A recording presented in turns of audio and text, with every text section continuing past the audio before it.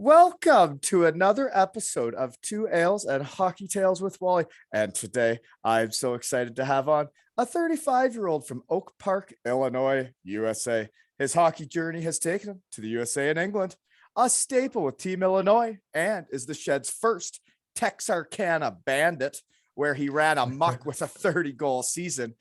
And he is a CCHA second-team All-Star like yours truly, where he dominated with 47 points in 41 games played, a legend with the Gwinnett or Atlanta Gladiators, whatever you want to call them, and is, I think, the Shed's first EIHL Grand Slam winner with the Nottingham Panthers, which is winning them all, folks, in the Shed's honey hole, the EIHL, and is now a bigwig trainer to the Stars, and even is the performance coach for the U.S. National Development Program. Welcome to the Shed, Patrick Galivan. Thanks, buddy. That's a hell of an intro there. Appreciate it. Hey, man, you did it. I'm excited to be on.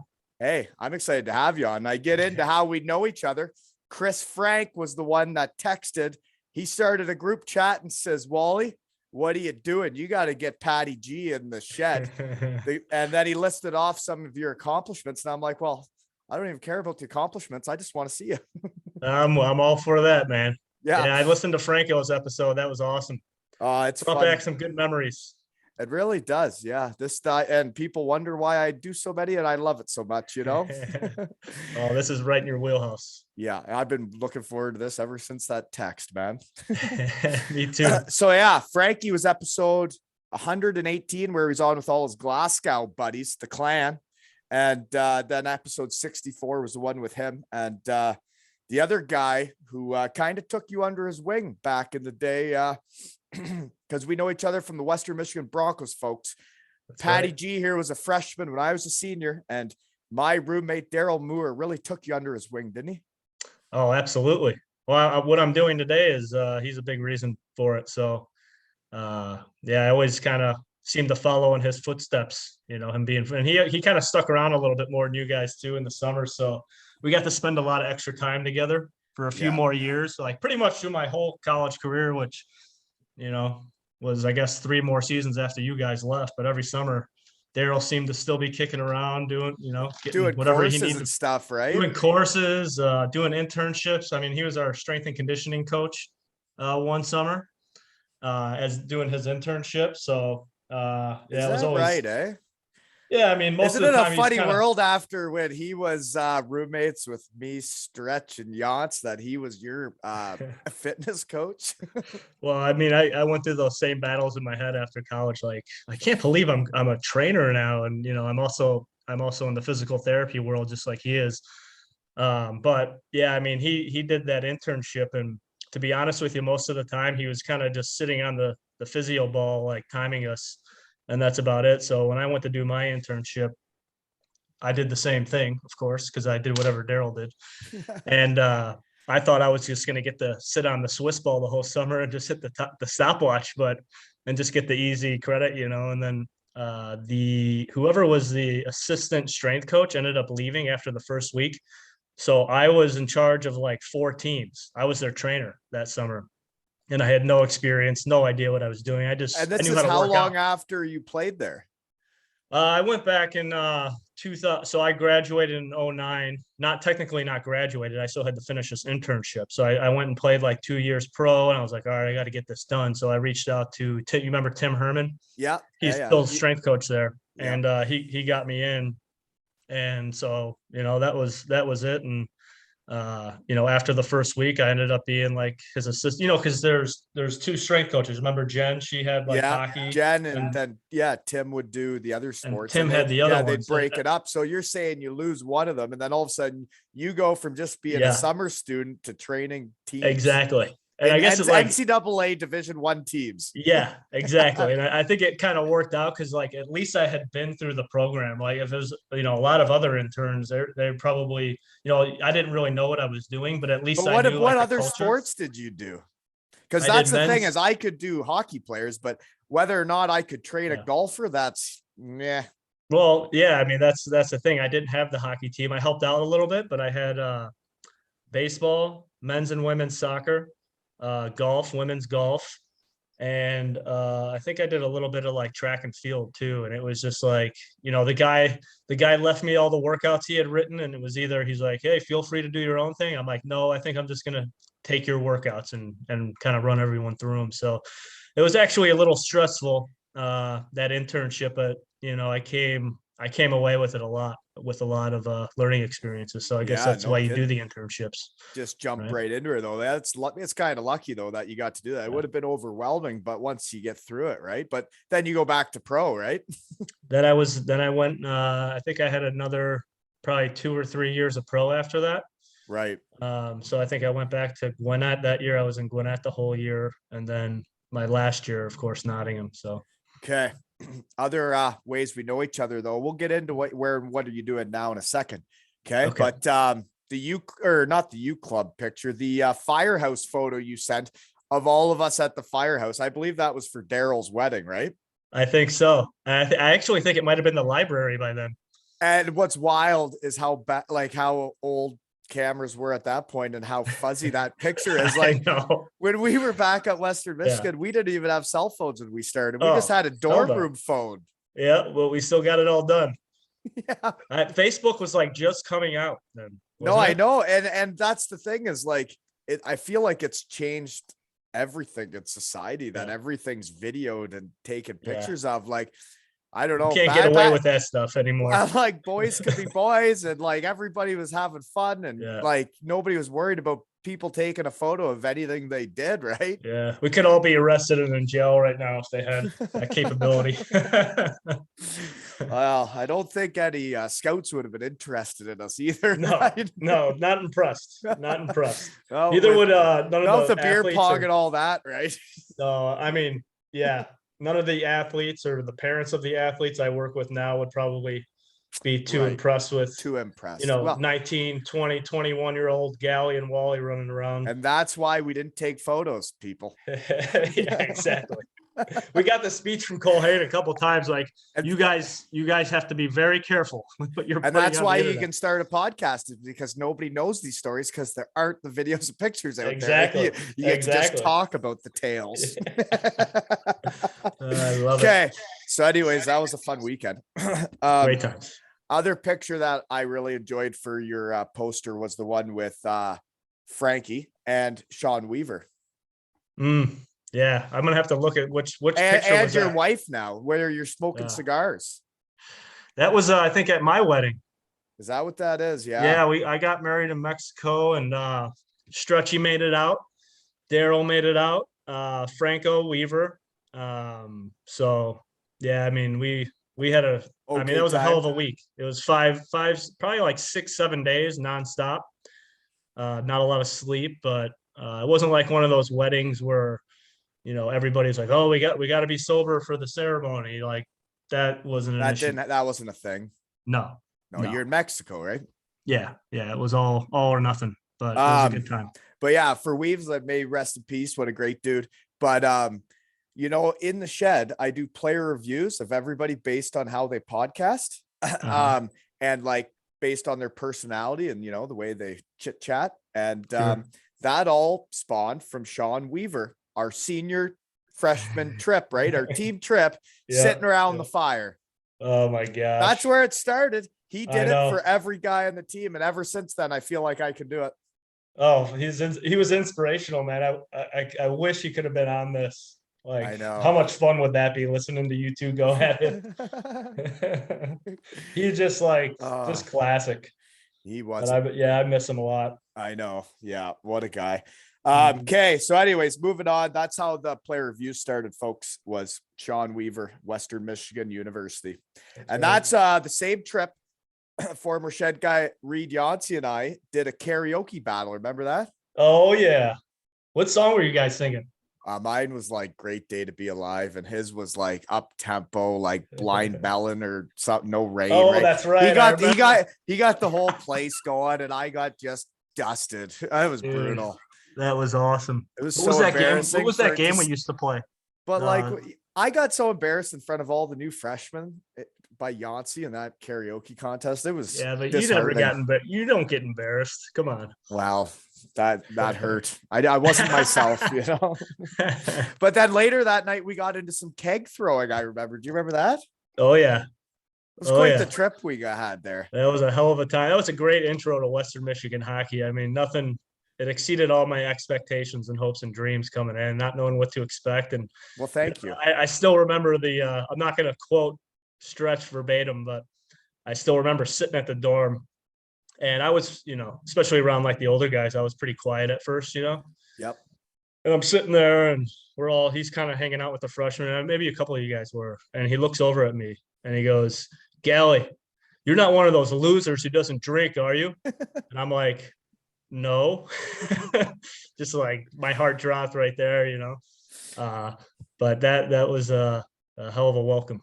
Yeah, well, you know, you take your senior trip to heart, right? Like it's our freshman trip when Dave Kuzno and the boys took us camping and tubing down a river. Like it was a trip I'll never forget, and it was a blast. Yeah.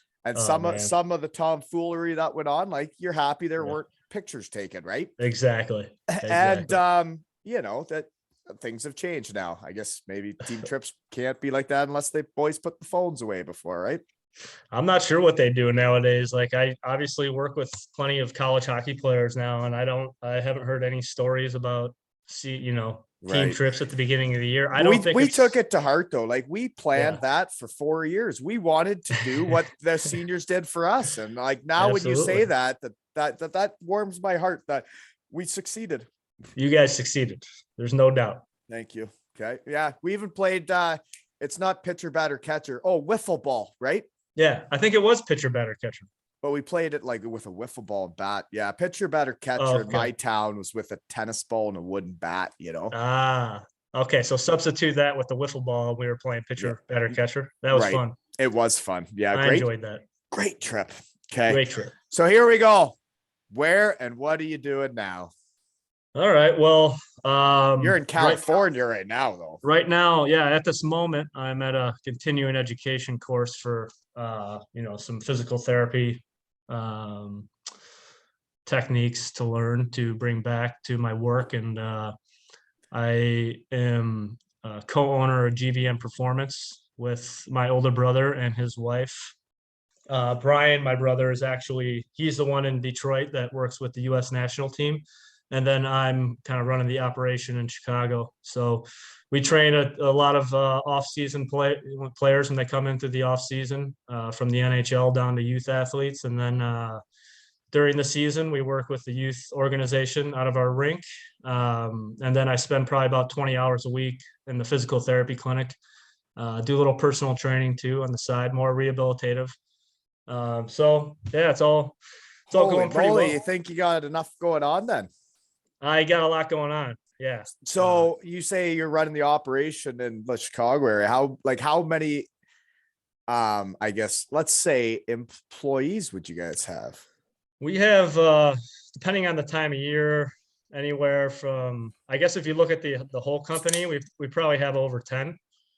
In Chicago, we have 4 or 5 trainers.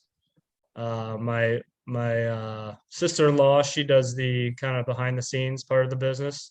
I help out a little with that. And then we have another like 4 or 5 trainers up in Michigan too. So altogether, when I first came back, it was just strictly in Chicago. When I moved back to the Chicago area in 2017, and it was Brian, myself, and another trainer who still works with us, but he has moved on to be the Rockford Ice Hogs head strength coach. And then another trainer we moved on who still works with us in the summer. He's the strength coach for the Chicago Steel. So we got a pretty good group of high level coaches that come back in the summer to help as well. Yeah, no kidding. So it's fun. Any big name NHL guys you're working with? Definitely in Michigan, they have a lot of really big names. The Hughes brothers, Werenski, Andrew Kopp. We have Jake McCabe in Chicago, who plays for the Blackhawks. We've trained Hinostroza, Hartman, Bolig, Brandon Peary. So does every player get totally different workouts too then, right? Like you tailor each one to each guy or what?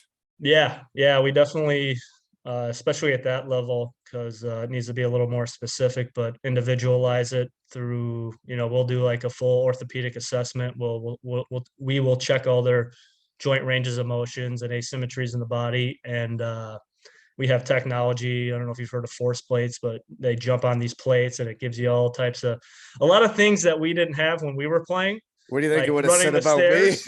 me? We ran the stairs and went to the gym and just chucked some iron around for a couple hours and maybe did some CrossFit and, Oh, we did the 2-mile, 12 minute. Oh, the 2-mile. Yeah. Cause that was very applicable to hockey. Well, yeah. So, Cause running full out for 12 minutes is just like playing a shift, right? how many guys like ended up with like fractured shins after that? Like Molsey. Almost everybody. Like, Yeah. well, if it before that though, we were instead of when you guys got there, we're doing the 12-minute thing. But before that, we would be running 5 miles, like just jogging, like, and they were timing it. And it was like, it was a race, but we were running like 5 miles. And it wasn't like in hockey, you sprint and stuff, right? Like we were just stops jogging. And starts. Yeah, we were just jogging and like very, very far to the point where our legs like did have shin problems, right? Well, I think it was mainly to, for coach to get after those guys who weren't going to make it, right? Yeah. Wasn't that the whole point? It was to prove a point of who was going to be at the back and be like, exactly. You're at the back. The most impressive thing was Frankie making it in under 12 minutes. He did. I don't know if you were, I think he did a couple of years after you. No. So when you were there, cause we only played 1 year together, right? Right. When we were there, it was the only time it was just me and my roommates and Jason Mall that had to do it. Nobody else on the team had to do it. Yeah. You guys stood there and watched us. The whole team watched us do it. And then he picked Molsey because he knew Molsey would make it. Because he knew Molsey would do anything to make it, and he embarrassed us.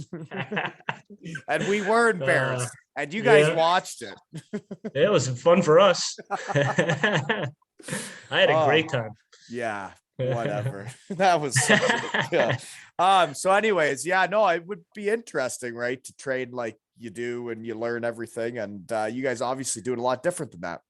Yeah, no, it's I get to somehow stay in the game, and so it kind of definitely went through a transition, like coming out of playing and then trying to find myself in the real world. I'm sure you had some of the same experiences, those first few years. You go at being really good at something, and then you go at being good at absolutely nothing. And you're like, and nobody will even, like, you've been a hockey player your whole life, and then nobody will really even, nobody's even giving you a chance to like be good at anything. And you're like, exactly. I promise I'll do whatever it takes. Just give me a chance. You're like overcompensating with hard work because you're not any good at it. But the best part for me about this whole shed thing is, when I got back, like I almost felt like I couldn't be that guy, the guy I am. And like, I'm trying to be business Brent, and I'm trying to be that guy around town. And I'm trying to be this other person. And then like, I went over to Cardiff and got a bit carried away, but like then everybody around here,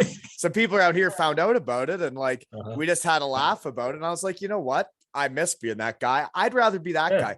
And now that I'm that guy again, I'm that guy all the time, and people like it. And I'm myself again. I'm happier. It's a powerful thing, right? Just getting to be yourself, man. Stop worrying about what other people think of you, right? Exactly. It took me a few years to kind of get that figured out, but that was like we were saying with the training, like the first couple of years I come back, I'm like, dude, like, I'm not really the type of personality to be doing this. And I just kind of had to stick with it a little bit and like gain some more knowledge to, help people the best that I could, but still be myself. And after a few years, gain some skills, gain some confidence, and now develop a passion for it. Confidence is a wild thing, isn't it? It is. Just like when you're playing, like you don't have any confidence, it's the same with like coaching kids, right? When I got back and like I'd been acting like a donkey over, when I was hurt. And like when you get back, you're like, I don't know if I'm the guy to really be leading these kids. And then like, am I that role model? Right. Am I that guy? And then like, I don't know. I think I am now. And I'm like, you are, dude. Like I really enjoy it. And shout out to my under 11 guys. So basically we finished 5-1 in our group stage for playoffs, and Not bad. we tied the other team that beat us the last game. So we're both 5-1.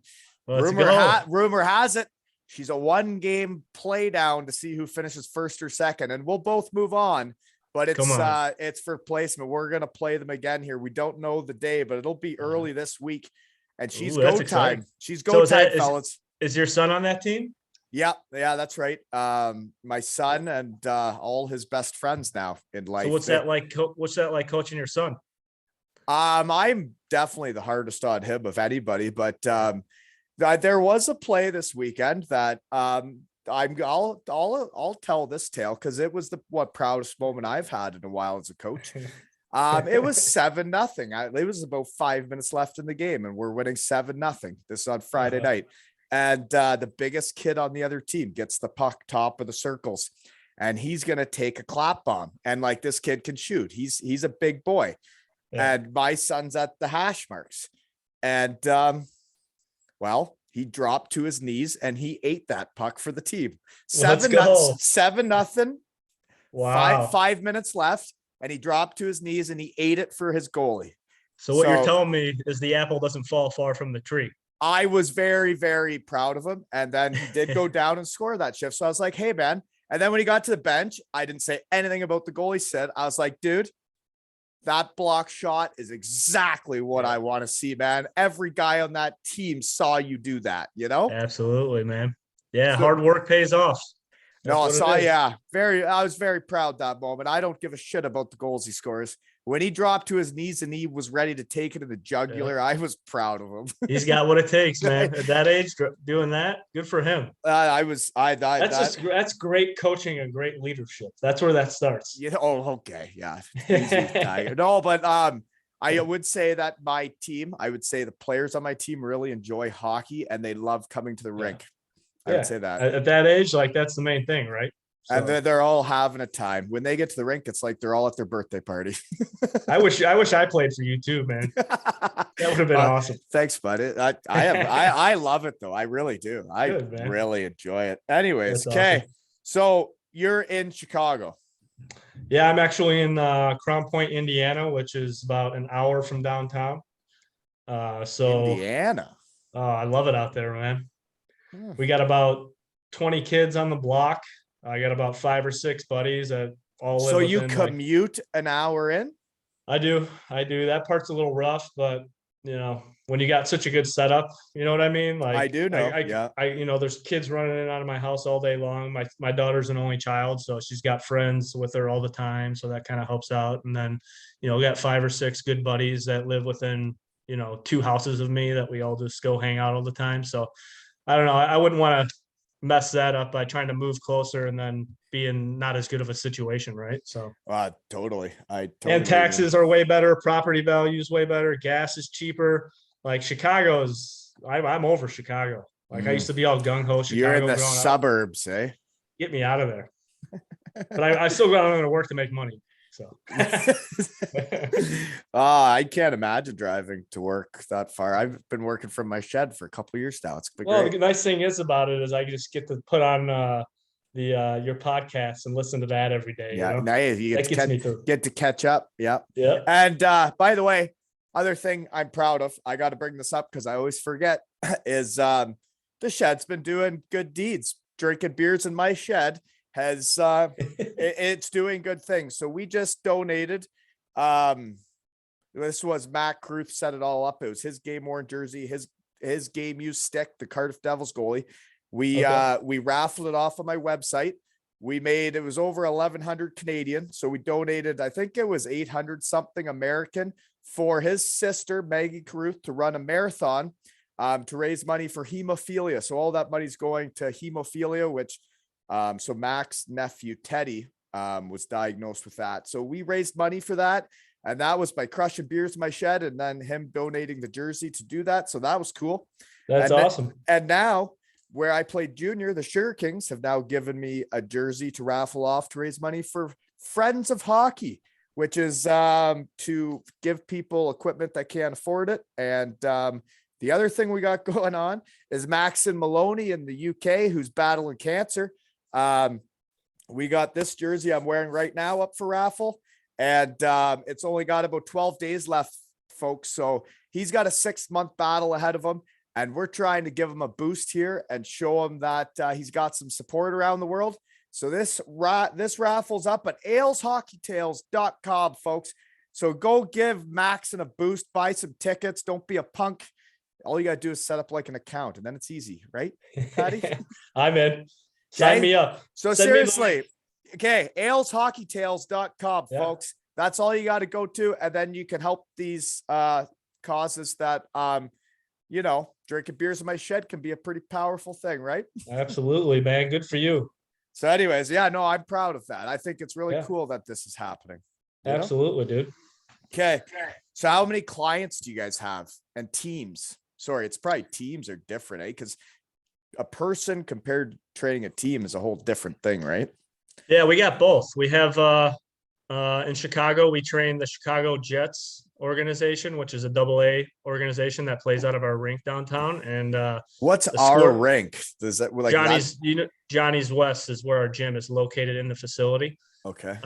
So the Squirt 1 team just won the state championship. The 07 team won the state championship, and I think the midget team, U18s, are playing tonight.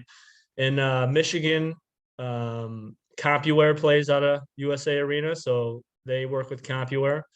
In the summers, we have roughly like 75 players in Chicago and probably about another 75, 80 in Michigan. So, and then, just like throughout the year, we need to have Gen Pop clients too. So we have, each of us has a handful of those to kind of keep money coming through the doors, keep the lights on. So when you're trading a player, when he goes back for the season, do you just let the team deal with him then, or do you still? Actually, yeah, in most cases, but just recently we've started doing like online training for, this is for, NHL level guys that want to continue to work with us during the season. So they pay a fee, and all their programming is done, communication, all the technology that we use to kind of monitor how they're doing as far as their load management tracking and whatnot. It's crazy, man. Like the USA management tracking. Yeah. So now they're wearing sensors on the ice, and it's tracking like how are much you load. Making them do that? Do I look like a guy who would make anyone do that? Who's doing that to people? Well, most teams are doing that. They should all their players. Stop it.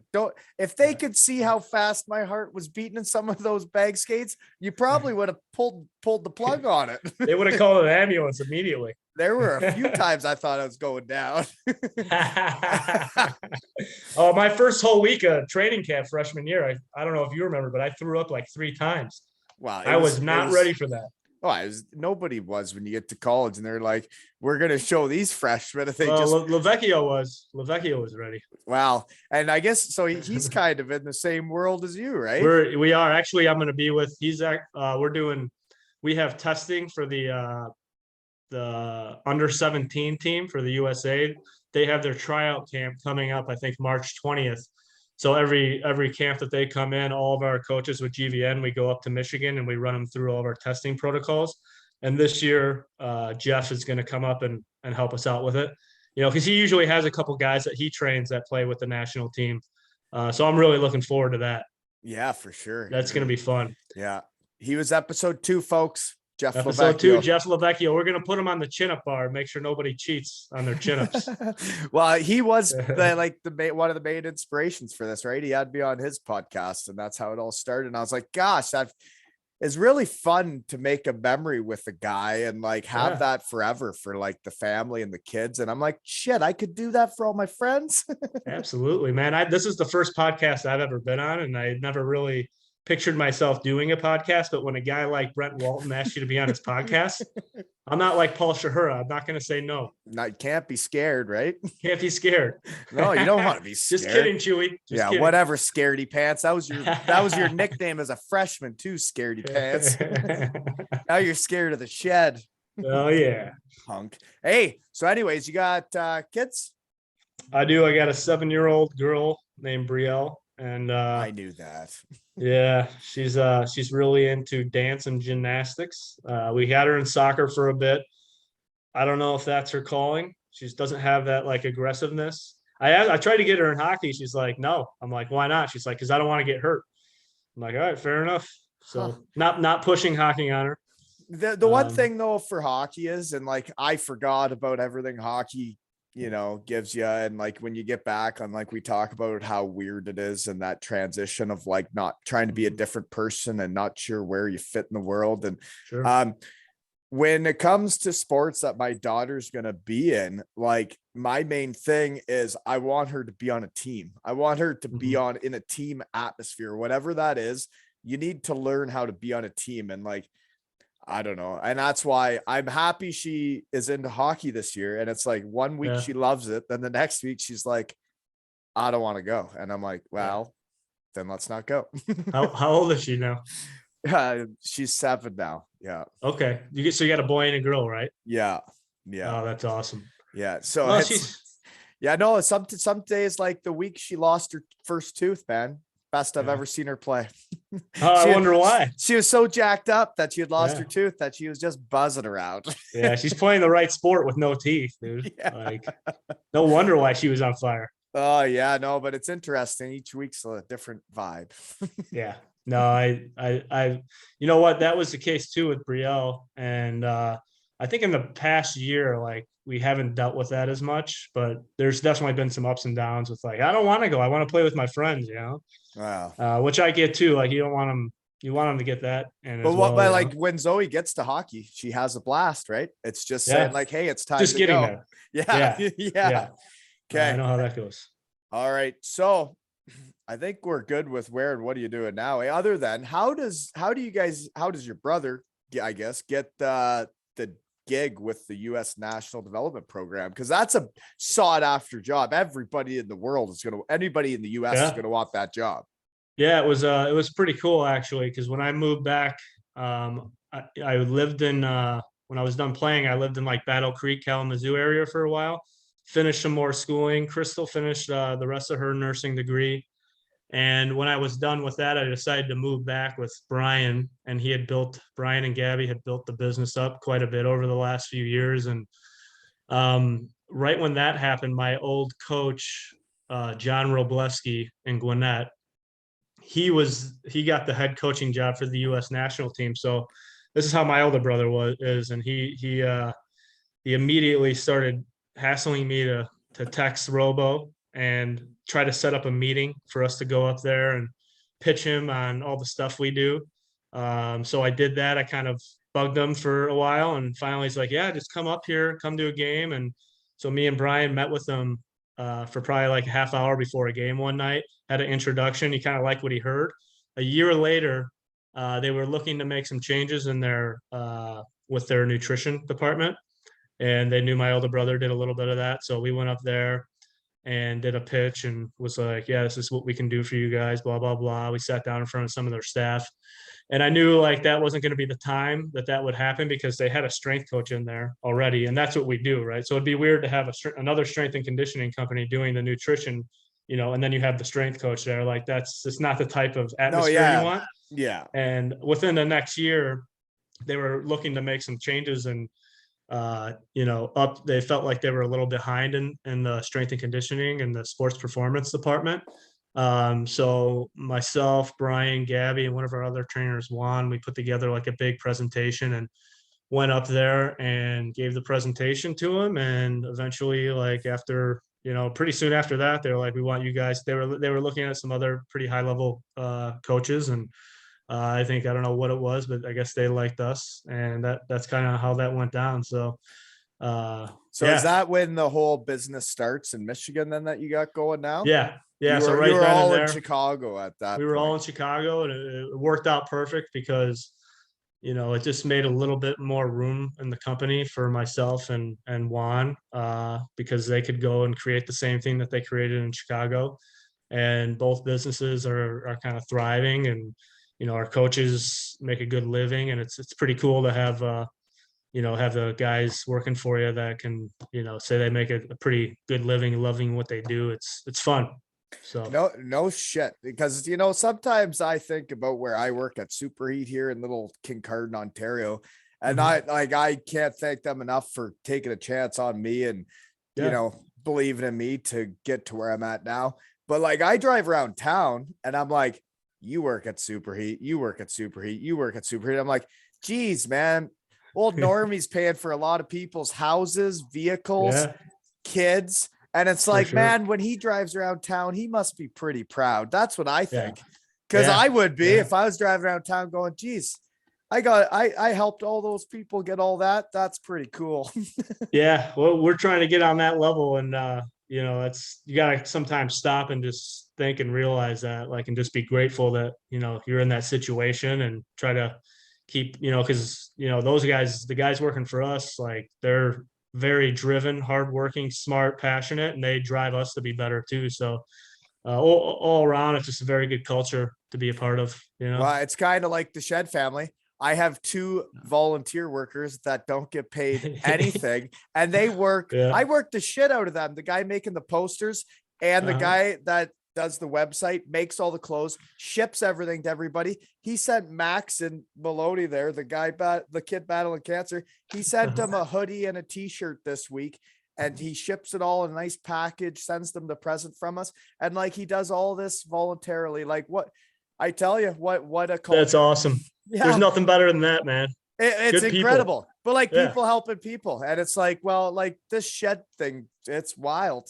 sometimes. And you're right. Sometimes you got to look at it and go, wow, pretty crazy. Dude, I'm impressed. I'm proud with this operation that you just, so how long have you been doing this? Like a little over a year? Yeah, just over a year. Yeah. And the volume at what you're doing it, like nobody can keep up. You're like Little Wayne or something. You get to choose, you get to be selective of what you listen to, because you can't keep up with me, folks. That's right. But you know what? There are people that do. I know there's people that wait for it to come out, because you send it and like literally it's at like 60 listens in a couple hours, and you're like, I know it's the same 60 people every time. I don't know who you are, but you can't see who listens. No, I'm like, hey, folks, you got issues. Hey, but so do I. They're good issues. Yeah, that's right. They're good so issues. do I. So do I. They're good issues. They're great issues. Okay. Well, you got to be passionate about what you're doing, right? Sure. Okay. Growing up in Chicago. That's right. How'd you get into hockey? So, you know, I think what happened was I was really into Ninja Turtles. And you know, there's three brothers. I have 2 sisters too, Margaret and Jenny. My younger brothers, first of all, Brian, my older brother, he's 6 years older than me. He started playing hockey when he was like 12, you know, which is a little late. But I was, you know, then my younger brother started playing a year before me, so he must have been like 5. And I'm sitting there playing with Ninja Turtles, and my older brother was like, dude, if you don't start playing sports, I'm going to kick your ass every day for the rest of your life. So after that, I was like, okay, I'm playing baseball and I'm playing hockey. And I started playing at good old Original and Commons in Oak Park. And I guess the rest is history there. I started playing when I was about 6, played for the Oak Park Eagles for a couple of years. And then once I was able to play AAA, I went to Team Illinois. So Team Illinois, I think I remember those teams started coming to the tournaments like in Canada, right? When I was playing the AAA spring stuff, and they weren't that good back in the day. I bet you every year they got way better and way better. And nowadays, how many AAA teams would be in Chicago? I think there's like 5 now. They just got a new one. Yeah, Team Illinois, Mission, Chicago Young Americans are actually the Windy City Storm now. There's a new team called the Reapers, and then there's a team called the Fury. So, and back in the day, I remember there being one Team Illinois, and there's Team Illinois and CYA. We were never. No, back in 1983 year. 83, yeah. Tough year, maybe. Maybe it was a tough year in Illinois. Yeah. I mean, we've had our ups and downs. They started getting better. But you guys are pumping out kids nowadays, right? Oh, for sure. For sure. It's changed drastically. I think ever since the Hawks kind of took off there, like late around 2008, 2009, there was a huge boom in Chicago. And now I think, you know, it's kind of considered one of the hotbeds in the US, which is good for my business. Right. And kind of like where Vex is in St. Louis, right? St. Louis too, man, because they were worse than we were when I was a kid. They Yeah. were a step behind us, and now I would say they're right up there with Chicago. So And it's wild how many hockey players are American now. For yeah, scholarships, you don't need us Canadians anymore, eh? yeah, we're gonna be putting you guys into the ground soon. So I know. That's why we don't have the tournaments anymore. So nobody will know. exactly, exactly. Okay. So then Team Illinois, you would have done a lot of traveling though, eh? Oh yeah, we were up in Canada quite a bit. So, and your parents had 5 kids. How did they afford that? Like, how did you get a kid to be able to travel all over the place like that? Because I hear the prices we're talking nowadays. Like, I don't understand how it works. Well, yeah, I mean, the prices weren't quite what they are now back then, but even then it was a pretty big commitment. I know my dad would do fundraising down where he worked. And to be honest with you, it was like, they just spent all their money on hockey. It's not like, like my dad was I'm a pretty pretty sure successful guy. I'm What's gearing that? up. I'm gearing up for that. I'm pretty Yeah. sure that's So where it's heading. you're going right down that alley. Yeah. And even dance, dude. Like I think we're spending like $6,000 on dance this year, and my daughter's 7. So Shut up. I just think that's the way it is now. How you got to make a lot of money for that shit. That Well, doesn't happen. I'm very wealthy. I'm just kidding. No, I'm saying dance in Concord is like, Yeah, I'm thinking like a couple $100. that's what soccer was. So I was all about soccer. All right, $200 for the year. Let's go. Dance. I got like 15 outfits you got to buy. You're going to like South Carolina. I'm like, these kids are 7 years old, but I don't know. I think hockey is even worse than that. So at least in the States, at least in Illinois.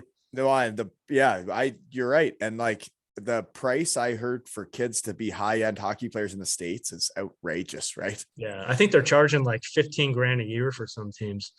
And when I was playing, it must have been like maybe 4 or 5. But then you add in all the traveling, the equipment. So yeah, I mean, gas it's just, and oh man, well, eating out, yeah, hotels. Good gosh. it just goes to show you how thankful, like you got to have like a really good, mom and dad to do that shit. Like they Yeah. sacrificed a lot. I'm sure they would love to save their money for other things, but I don't know. I think you as you know, But as a parent, it's what you want to do anyways. It's like yeah, if I could pay to go to a tournament and stay in a Yeah. hotel with the other parents and him get to hang out with all his buddies at a hotel, and you're I'll- partying. I'll pay that shit all day. Oh, absolutely, Yeah. absolutely. Let's do this. But a lot of parents won't do that, So Well, I and, think and a lot can't. Like if the Yeah. prices keep going up and like, man, it's gets pretty wild.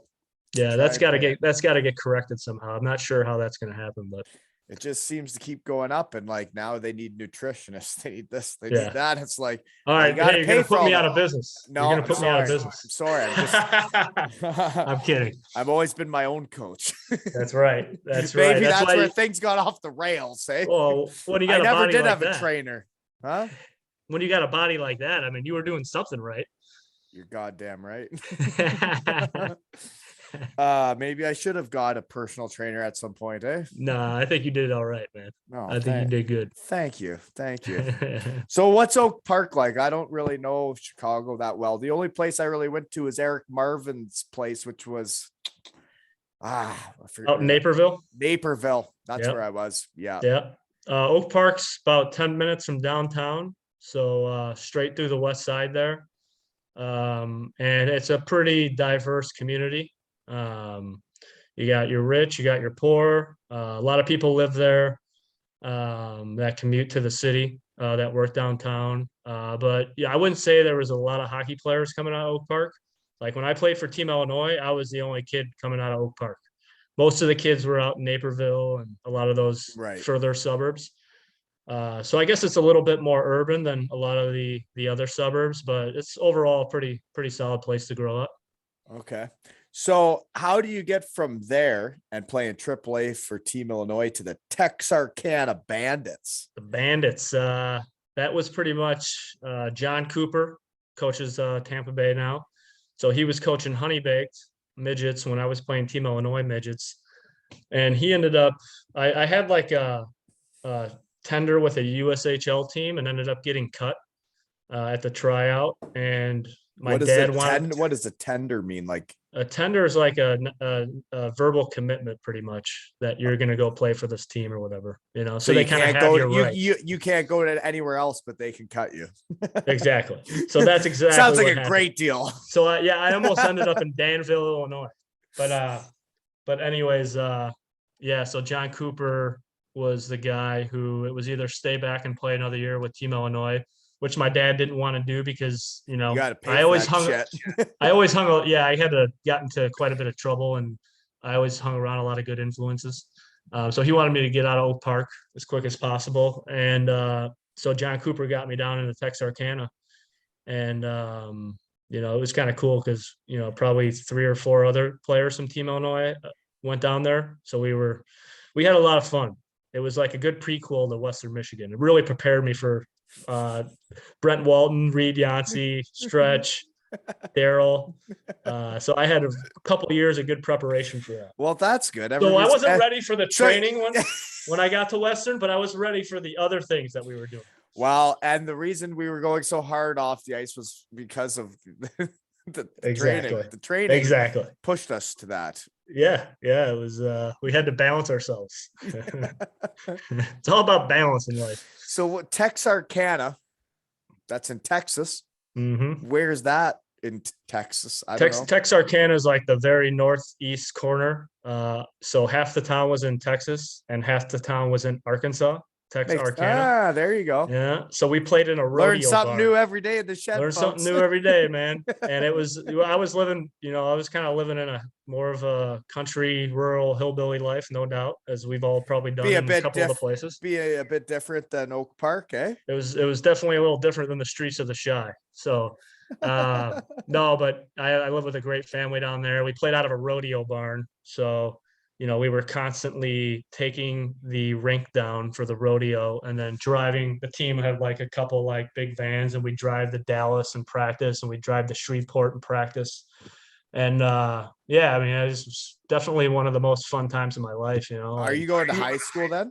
I went to high school, and the first bit was a little challenging because I was a little kind of quiet, and most of my buddies I didn't have any classes with, and maybe they were out of high school already.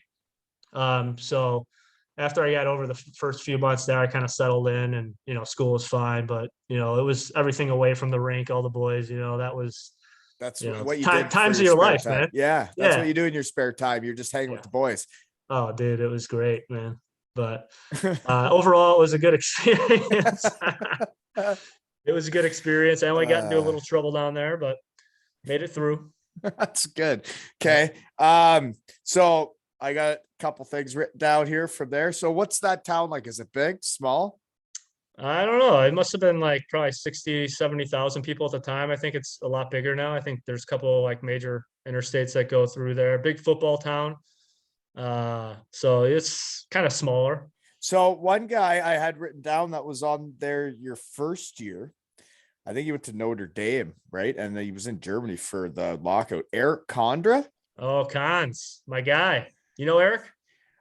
Played against him a bunch, right? I think he was like, I played against him, and then for some reason, I don't know why, I always remembered that name from Notre Dame. Notre Dame. Yeah. And then he went to like the third league in Germany for me. He was in Germany during the lockout, is why I remember him. Yeah. Well, he played a lot of NHL games too. Yeah, for Ottawa. A lot of NHL games. Now he's like one of the player development guys for the Blackhawks now. So he actually, I was on the phone with still see him.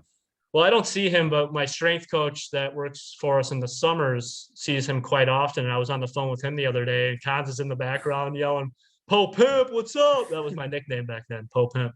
Po Pimp? Whatever that means. And I could hear him yelling in the background. And yeah, so he was a character, that kid. Really, really smart, high IQ, but hilarious at the same time. Okay, so you went from 18 points your first year. So your first year moving from home, you're just trying to fit in, get used to it. Coach had no trust in me. Oh, really? Is that what the problem was? Yeah. I think even at Western, it's about having confidence and getting used to it, right? Yeah. And like, for me personally, that's something I had struggled with my whole life. And yeah. I don't know. Could you say the same thing at Western? No, for me, like, I don't know. it's weird because like starting this podcast changed all of it, but like I always felt like who I really was like I needed to be more like the other guys, right? And like Right. instead of just being myself. And then Yeah. but like yeah, like every year, every league I went to, when I going to the AHL was the worst. I had zero confidence in myself. I didn't feel like I belonged. I couldn't Yeah. believe I was even asked to be there Yeah. instead of going there thinking I belonged and that I should do good. Right. Sure. That was my experience from the first year I was at Team Illinois, first year with the Texarkana Bandits, first year And at then you Western get Michigan. used to it, right? And then, but once you get to the AHL, you don't have a lot of time. You don't get time to do that. No, it's like there's you better no have time your for fucking that. confidence right away. You better feel like a peacock when you get there. Especially if you're not an NHL draft pick, because you got 3 years to kind of do something there. But if you don't make something happen right away, your first look there too, and like if it doesn't go well, you should pretty well euchre. Yeah. So when I was in the AHL, I don't know if you're gonna get to that. Yeah. Well, we're gonna get to all of it. So we're diving deep tonight, Patrick. Oh, we're gonna get into it, buddy. But yeah, Cooper, he wanted me to come back the second year, and I don't know what it was, but I don't know if I just got comfortable. But so you're saying John Cooper's the coach for you there? John Coops was the coach, and he is a real cool story. I don't know how many people know this, but he actually had his own law practice. He was a junior B coach for like the Metro Jets in Detroit, and was coaching Honey Baked, the AAA team, and decided to suspend his law practice to move to Texarkana, Texas, to coach the Texarkana Bandits. And at the time, we're all thinking like, is this guy crazy? Like, what is he doing? And lo and behold, he wins a couple championships there, goes to Green Bay in the USHL, wins a couple championships, goes to Syracuse in the AHL. I think he's got Chewy there, wins a couple championships there, and then he's in the NHL winning a few championships there. So he wasn't like an X's and O's guy at least when he first came in, like with us. But somehow he just knew how to get all 20 guys on the team just to run this bond and run through a brick wall together. And that's what his biggest strength was, man. Probably still is. Yeah, interesting. Just like yours with your team. You're with the U11s. I would say they would go through a wall for me. I mean, going on their knees, taking pucks in their throat at 11 years old. Come on. I really think that my team would do that for each other. I do. And they will in this game playoff. That's right. Lay it on the line. You bring your kids, I'll bring mine. We'll see at center ice. Let's go. Yeah. Let's go. Bring the noise. Okay. Yep. Year 2, Riley Gill. Oh yeah. So he keeps coming up in the shed, eh? So he won like Kelly Cups and all that. He's been all over the place. And you played with him there before Western Michigan, eh? Yeah. So we were buddies. We had a lot of fun times in Texas, and then we went on to have a lot of fun times in Kalamazoo. Right. So you know him like I know Bubbles, because Bubbles and I had a lot of fun times in Elmira, and then we had a lot of fun times at Western Michigan. What a guy!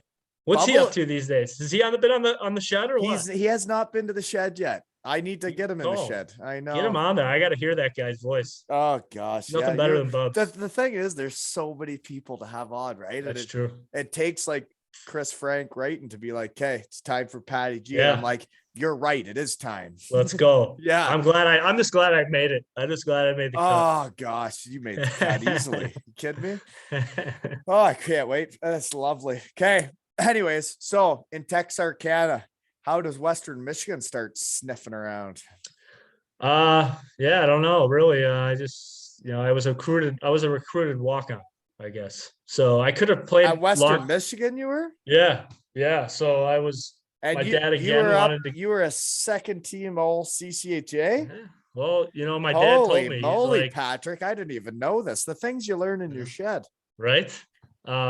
Maybe I did. I would have known that back. I was probably on track to play another. I had some other offers, maybe from some teams in the conferences that weren't as good as our conference. There you go. Yeah. But so, anyways, my dad was kind of pushing me again to go. He's like, "Look, yeah, it'd be a walk on, but I've got confidence that you'll." Because they did tell me at Western, like, "Hey, if you if you work your ass off and do well, like we'll reward you with scholarship money. And, they did do that. And good for So, them for being straight up on their word, right? Like that you did yeah. do well and that they did follow through, because they don't actually have to, right? No, they didn't. And so they honored their word on that, which I was pretty grateful for. But, I don't really remember how it kind of came about. I know Brooksy kind of did the scouting there, and he was in contact with Cooper. And all I really knew is like, oh, yeah, Western Michigan's interested in me. We got an extra spot. Someone dropped out. Like, if you want to come play, maybe there's a spot. And I'm like, okay. So I did that. And that's kind of how that went. So you never went on like a recruiting trip? I did go out for a visit. Yeah.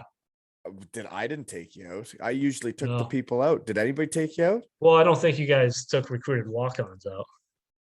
But no, I'm just kidding. I didn't get taken out by anybody that I can remember. I think I just drove up with my dad and we just toured the campus, and that was about it. Okay. So I didn't get the red carpet welcome. Yeah, it's all different, right? And it is very interesting when like it's quite obvious how bad they want people based on the red carpet and the way they treat you. And that shit means something to players. And Sure. I'd find it interesting why you wouldn't just give everybody the red carpet so they'd all want to come. But I know. Well, apparently I didn't have a ton of options, so it worked out. But that's after having 30 plus goals in that Texarkana league. So what's that Texas league like? Well, who are you playing against in that league? I don't know. It's like Texas Tornadoes, Springfield Junior Blues had a team. There's So another team. a lot of travel then. Yeah. I mean, we had Fairbanks, Alaska Fairbanks in our junior division. hockey. Somehow they were in the South Division with us. Yeah, okay. I never had to travel like that to play hockey in junior. Like we'd an hour and a half was like a long trip for junior. That's the difference between Canada and the US, right? Right. Like, yeah. You guys got it on every corner, right? Yeah. You got it on every corner. We're flying to Alaska to play a junior game. But hey, I got a little taste of Fairbanks before we had to go at Western. So, and we stayed at this hotel called the Golden Nugget, which was just a crazy experience. I mean, I don't want to get into the details. Most of them I don't remember, but we had a good time there too. Okay, fair enough. Fair enough. Fairbanks, yeah, quite the spot. I remember how dark it'd be most of the day when we were there. I could imagine living there, man. No, we'll talk about Fairbanks later, but me and Darryl had a good escapade in Fairbanks. Well, no, you got to get into it right now. If you don't talk about it now, it doesn't come up again. Okay, good. Yeah. So me and Darryl are both healthy scratches, and that the boys usually get the boys tangled up. Yeah. I know back when my roommates were healthy scratches, I'd be leaving for games and they'd be pretty well pickled. Oh yeah. So we had the bottle of Crown or Jack Daniels in the hotel room just to get spiced up a little bit. And you guys had to go to the game, but we decided to go to the curling club and tie one on and get into some curling battles against each other. And then we showed up like third period for the game, just trying to keep a straight face in the locker room after. Like, we're good. We've been here the whole time. Let's go, boys. Yeah. Oh, did we lose again? Did we lose? Shit. That's too bad. Maybe we'll get in next game. Can't believe the two little skill guys aren't in the lineup. Shoot, they were curling. Yeah, but we were honing our skills, man. Good times. Okay. Oh man, that's funny. So you get to Western Michigan as a recruited walk-on. So that's the same as Eric Marvin. I talked about it from Naperville. Is he showed up as the third goalie and not expected to ever play a game, and then he basically was like a starter for at least a season and a bit. Yeah, it's crazy how that happened. He was a good player. Oh yeah, he played some pro too after. Yeah, for sure. And you were okay too. That wasn't very good my freshman year, but you never really got a chance. There must have been some short, fat, right-handed shot that they was taking all the offensive time on you. Well, I wasn't taking that guy's spot, that's for sure. You guys putting up like 50 points, no big deal. Yeah, actually, you know what I just saw on Twitter there is Ethan Frank, episode 98.5 Shed Guy, who's up for the Hobie Baker, just scored his 25th goal. One more. Ethan Frank, who is that? The superstar on the Western Michigan Broncos. Oh, what do they rank now? Top 10, right? I think it's like 5th right now, isn't it? 25 goals. 25. So yeah, Man. Ethan, you're gonna have to get one more to tie yours truly, big fella. 2-6, dude. Yeah, you're gonna have to get one more, Ethan. So Pressure's on. I hope you do, you little punk. Nobody scored 26 since you came, have they? I don't believe so. I don't think anyone probably. But nobody had scored 4 goals in the game. That's how I got him in the shed. Was someone tweeted, first guy to score 4 goals in the game since Brent Walton, and they tagged both of us. And I was like, hey, dude, you want to come to my shed? That's awesome. And he did. I'm going to have to check that episode out. Yeah. So thank you, dude. And I can't wait to see where you sign in the NHL after we win the national championship. Right. I hope we go far in that tournament this year, man. That'll be fun. It'd be really cool. I'd like to see him score over 30 and just crush me. Right. Yeah. Well, that's what you got to do. I mean, that's what all the great ones want. It's going to be awesome. Can't wait. Okay. So when you get to Western Michigan, you move into the dorms. Burnham's. Yeah. Who's your roommate? I had Ryan Mensing. Remember Mensing? I do. Yeah. He was a goalie. He didn't last long. Right? No, didn't last long, but so who was your roommate after he left? So after that, we moved to North Campus Village, and it was me, Sean the Show Weaver, Chris Frank the Tank, and Steven Silver. Oh, silky smooth Steve Silver. Yeah, we had a little dream team going on over there. Yeah, you would. So I think we were like the first guys to not go to North Campus Village. Great pool parties there. Oh yeah, great times. Right. That's a heck of a foursome right there. That almost rivals Stretch Yance, Darryl. It's close. Yeah. Huh. Definitely. Wow. So then what do you do after that year? You guys stay together all 4 years? Yeah, we stayed at North Campus all 4 years. Is that right? North Campus, eh? Yeah, North Campus. Get a lot of noise complaints out that direction or no? Not really, man. And then the class underneath us, like Riley Gill, a couple other guys. I don't know if you remember Cam Watson, Jordan Collins. They moved into North Campus at the back end of the place. So it kind of shifted from U Club being the place everybody went to North Campus. A couple guys were still at U Club. Hey, you got to do your own thing. You got to be your own people, right? But yeah, we were the party leaders of our class, so everybody came that way. No, you got to lead, right? Lead from the front, man. So, your first year when we play together, I guess we should dive into that. Okay. Sure. I checked it out because I was like, when I saw how good you were at the end of your college career, I was like, I don't really remember much like that first year of him getting any chance to like even play at all. Yeah, I didn't, I was in and out. Like, I think I played 20 games. Yeah. 20 games, a staggering 2 points. Yeah. It was around that. Yeah. So I think then you went from there to 15 points to 31 points to 47 points. Yeah. So I like that progression, but like we were talking about before, it was just a confidence thing. Like the pace was a lot higher.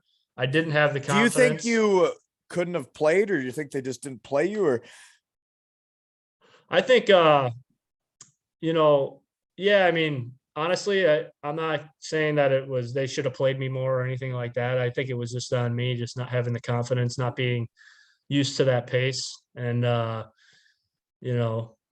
think after that first year, getting comfortable and then having that whole summer to kind of prepare myself that, I never really did before. I think I went into sophomore year kind of in a different state mentally, knowing that I belong there. Like you said, like I didn't feel like I belonged at that level yet. And it showed in the way I played. If you have the talent and the skill, like if you can either mentally prepare yourself to not be there or to be there. And if you think you can be there, you definitely can be usually, right? Yeah, no, I think I definitely had the talent and the skill that first year, but it was all mental. So yeah, and it was the same when I went to the AHL. It was then when I get the call to go to the second league in Germany, realistically, I didn't really realize where I was going, and that like in my mind, I'm thinking I'm just going to the second league in Germany. This is Yeah. nothing. And I Right. go there thinking it's nothing. And then I play like that and I play really well, where apparently it's really hard to get to that league and it's not that easy, Yeah. but No, you know, it's a great league. And it's funny you say that, because when I in the minors, when I got sent down after training camp with the Wolves to Gwinnett, I kind of had that same attitude, like, oh, I'm better than this. That's the way I thought in my head, and I yeah, tore it up. right. And that's the East Coast is still a good hockey league. So I think that's what it comes down to, man. It's huge. It's huge when you believe in yourself, and it's the same in the real world, right? Yeah. Oh, for sure. Yeah. No doubt about it, man. Okay, here we go. Let's see. What do we got now? We got the 5-on-3 play. Okay. I'm going to bring this up. One time I saw you play when you're the big dog, and this is a few years I'm done at Western Michigan. Okay. I go to Michigan to see Lisa's family, and I'm watching the Broncos play on TV. Patrick Galivan's the big star. He's a senior. You guys have a 5-on-3, and I had never seen this play before. There was 3 of you lined up top, and one guy passed it, and the guy in the middle could have one-timed it. And then the guy behind him could have one-timed it. And like, I think the guy let it go through his legs, or. Oh my gosh. I remember that, dude. Do you? Cause I watched it on TV and I was like, what was that? It's like something out of the Mighty Ducks, wasn't it? Yeah. And I was like, I've never seen a 5-on-3 like that. I'm like, I guess that could work. But like, it was weird. That's so funny, because I totally forgot about that until you brought it up. I thought it was a set play. I'm like, did they mean to have 3 it guys was. lined up? We were doing that in practice. I think Brooksy was having us practice that for some so the reason. one guy either faked the first one-timer, and then the next guy would either shoot it, or the first guy would shoot it, and the goalie wouldn't know who was going to shoot it. I was like, whoa. Yeah, dude. That's pretty good, dude. I totally forgot about that play. Sorry, Wow. my brain's weird. People tell me that, but You're gonna have a better memory than me, dude. No, that's just I don't remember shit. I don't remember last week, but I remember that play. Oh, dude, that's good stuff. Yeah. So, anyways, that was interesting.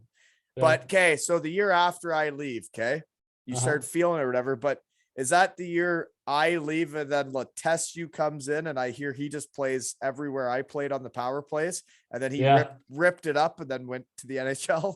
Yeah, he was a lot like you, man. Just very, very solid in every avenue. A lot of skill, awesome shot, high IQ on the ice. Just and like then Chewy's setting him up, right? Like just throwing it in his wheelhouse. Oh yeah, yeah. So, but he's just so scared that it's weird that he can put it in your wheelhouse because he's scared of the shed, right? Yeah, for some reason, Chewy's not scared on the ice, but he's scared in every other aspect. He was scared as a freshman on the ice. We used to call him Scaredy Pants. Yeah, I was on a line with that. Actually, I would go back and forth with like Lavecchia as the center and then Chewy as the center. And that's probably the reason. So they didn't play together. They were they were both play. centers. They were both centers, and then me and Lavecchia were wingers, I believe, together. And we would kind of bounce back and forth. It was Bisek and Piercy were the wingers on one line, right? And me and Jeff, me and Vex, and the centers would kind of interchange.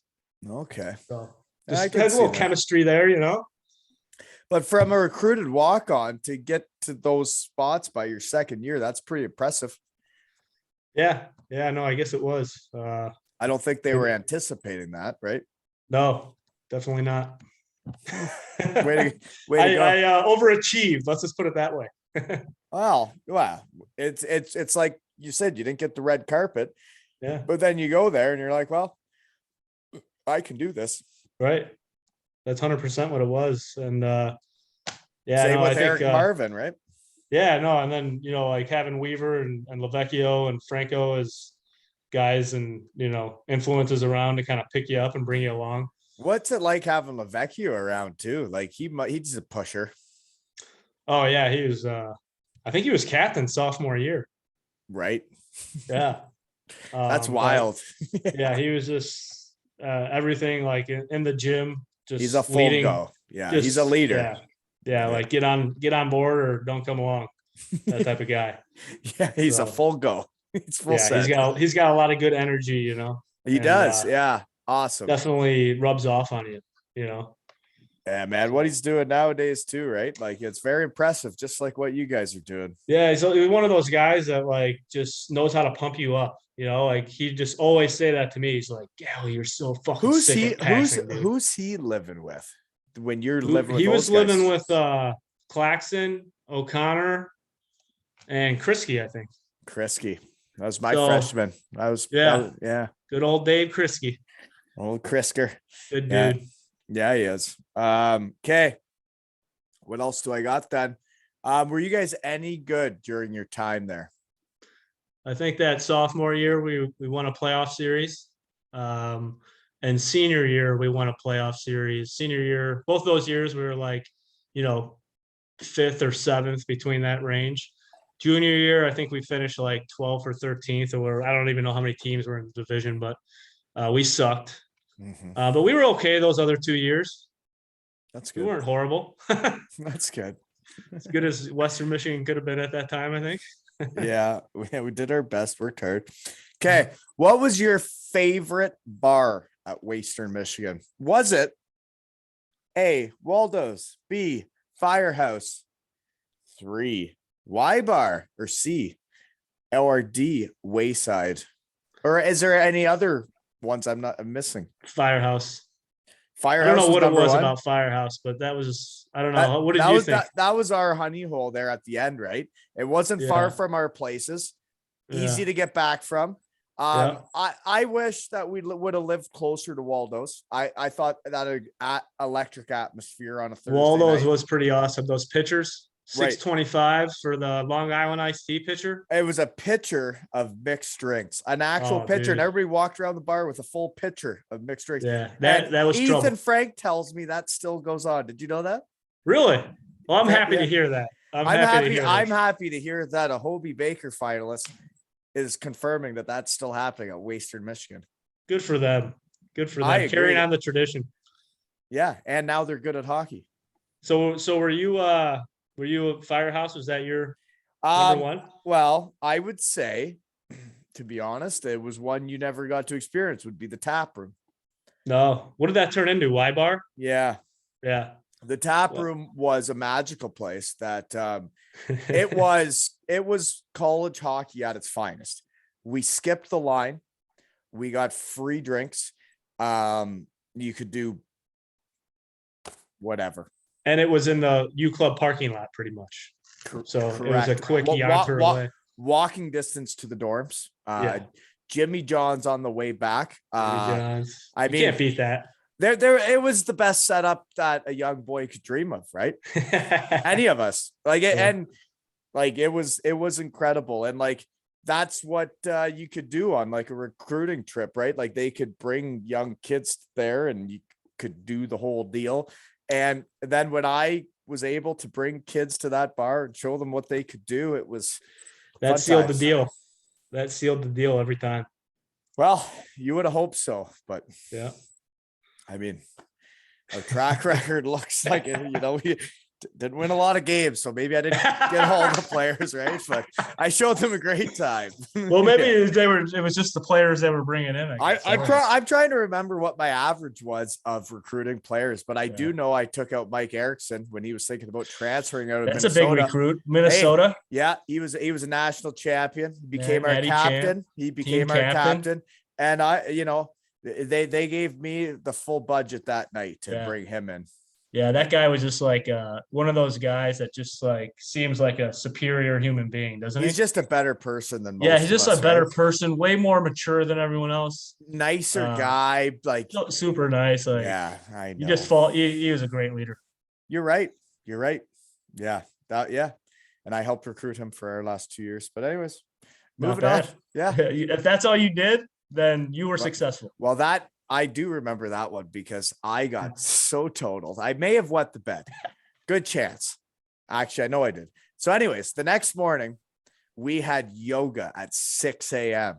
and the coaches had told me to take him out, and I had taken him out full go. We got to yoga. I couldn't even stand up. They're trying to make me stand on one foot. I'm falling all over the place. And I'm like, well, you're the ones that asked me to do this. Who was doing yoga? Who was coaching the yoga? Was it strength coach? Kenner, the assistant. Kenner was? Yeah. Kenner's looking at you. He's like, you better got this guy coming here, man. And he did. He did. Yeah. It's like, well, you better seal that deal last Yeah. night with this effort. It was a tough 6 a.m. workout, but you know what? That builds character, folks. I saw Kenner a couple years ago I went to the golf outing. It was kind of cool catching up with him. It would be cool. He Yeah. was one of those guys that like took me under his wing, and Yeah. he was a confirmed shed guy, and then something happened. We never ended up doing it. I forget. It'll happen. You'll make it No, happen. I get so busy sometimes. Very busy guy. Sometimes I don't even know when to fart. I'm so busy. Shit. Okay, so each year you get better. So the last year okay, so when do they start giving you money for a scholarship? Yeah, somebody. I was talking about that with my brother the other day. I don't quite remember if it was I got maybe a little bit sophomore year, but junior year they kind of picked up the rest of the tab. So I ended up Because after your first year, you get 2 points, 21 games. Like, is it really on them to really do much? Yeah, I don't think I got anything. I think it was going into my junior year, but I can't remember. But they definitely have picked up at least half like the last 2 years. That's cool. Okay, but like better than nothing. No shit. Your last year though, you get 47 points. Next guy in your team gets 31. So who are you playing with? I was playing with Greg Squires. So good good player, a lot of skill. Just so you know, fun fact for the shed. You play against him in Germany or something? He took my job in beating. He did? Yeah. Oh, he's dead to me. No, he did. No, I didn't want to play for that coach anyways. Oh, okay. When they decided they were done with me he was running a muck in that league, little right-handed shot. And little water bug out there. Oh yeah. Yeah. He could buzz around on the Olympic ice way more than I could. Yeah. He had a lot of skill, that kid. And then Max Campbell, Soupy. You know Soupy? He's an Ontario boy. Yeah. Should I bring it up now? Bring it up. Played against him back when I came home, when I played voluntarily for the Ripley Wolves Senior A. We went to the finals against the Clinton Radars, and he played for them, and him and Nathan Ansel. Oh, Ansel. Yeah, there's one I haven't heard in a while. Yeah, a couple Broncos on that team, and they beat us 4-1 in the finals. I went septic. My elbow I went septic and almost died. Yeah, I had an IV in my arm for 16 days. Went to work with an IV in my arm for 16 days. How did you go septic? I don't know. Too many snapshots in my life, I guess. I don't know. No, my elbow I don't know. Really? Yeah, I got an infection in my elbow. Interesting. Oh, yeah. I'm glad he made it out of that one. Yeah, that was the last time I guess. That was. Anyways, that did end the career, huh?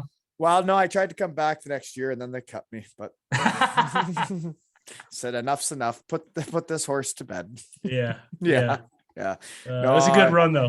No, but I played against Soupy there, and good player. He played in Germany and stuff. I should get him in the shed. Get him in the shed. He had a wicked shot. It's just tough, right? Because they beat us. And like every time I drove by Clinton and I see the sign to Clinton, I get a little upset and I'm like, It brings back tough memories. Well, I'm over it now. I'm over it now. Good. I have the shed now. I'm Let's get him on the shed. Yeah. You've moved on. I have. And you know what's funny is Ripley is playing Clinton again in the playoffs right now. Clinton went up 2-0 and now it's 2-1. Ripley just won the last game. So hopefully my boys can pull her out. We're down 2-1, but so is Soupy and Ansel still playing for them? I doubt it. I don't know. Yeah. I lost track. Yeah. But you got the shed. How are you gonna keep up with that? I can't. You're doing like 15 episodes a week. Exactly. And then people think I can keep up with like every game that's going on around the world. I'm like, you think I know what's happening? Yeah. Well, it's just like you're telling me about Ethan Frank. I don't even know who that is. And you think I would. And you think like the guys that's like up for the Hobie with Western Michigan, our right? But killing it the thing is that when you get passionate about something, you get right into something. It's hard to focus on other stuff, right? No, that's what it is, man. Yeah, it is really. I know. Got the blinders on. Okay, so then obviously you're on the rise. Okay, the full time at Western Michigan, you are going from 2 points to 47 points. When do you ever get an agent? I got an agent basically right when I don't remember if it was I guess it was right after I was done, the season ended senior year. So you So didn't I have had one during your senior year. I had a guy that was kind of talking to, but then I guess a better guy came along, and I ended up going with him. Kevin Magnuson, good And that's guy. the thing is like, if you would have had a guy working for you during that senior year while you're playing good, it changes things, right? For sure.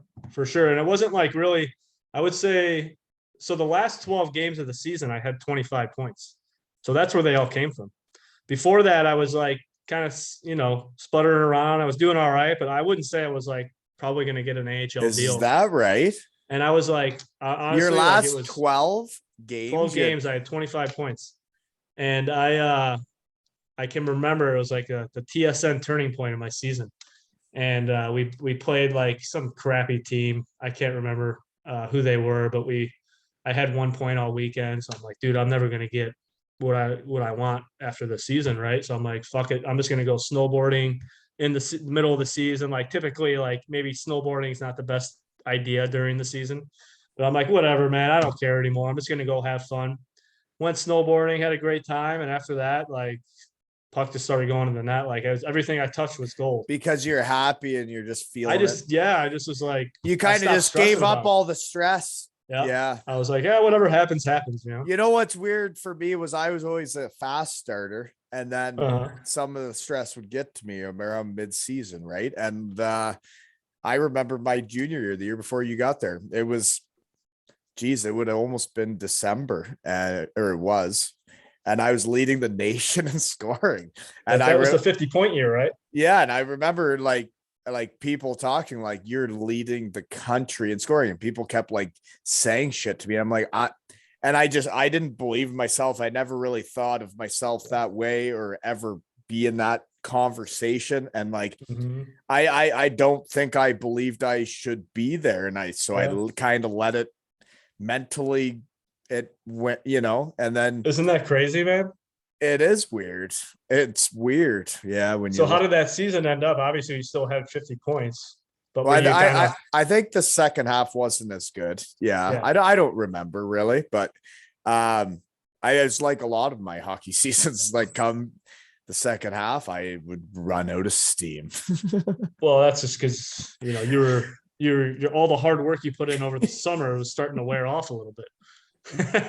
Well, actually, that is what would happen. I'd always get skinny in the summer, and then I'd feel like after a hard game, I could crush a bunch of beers and eat a bunch of food, and then come Christmas time, I'd be fat again.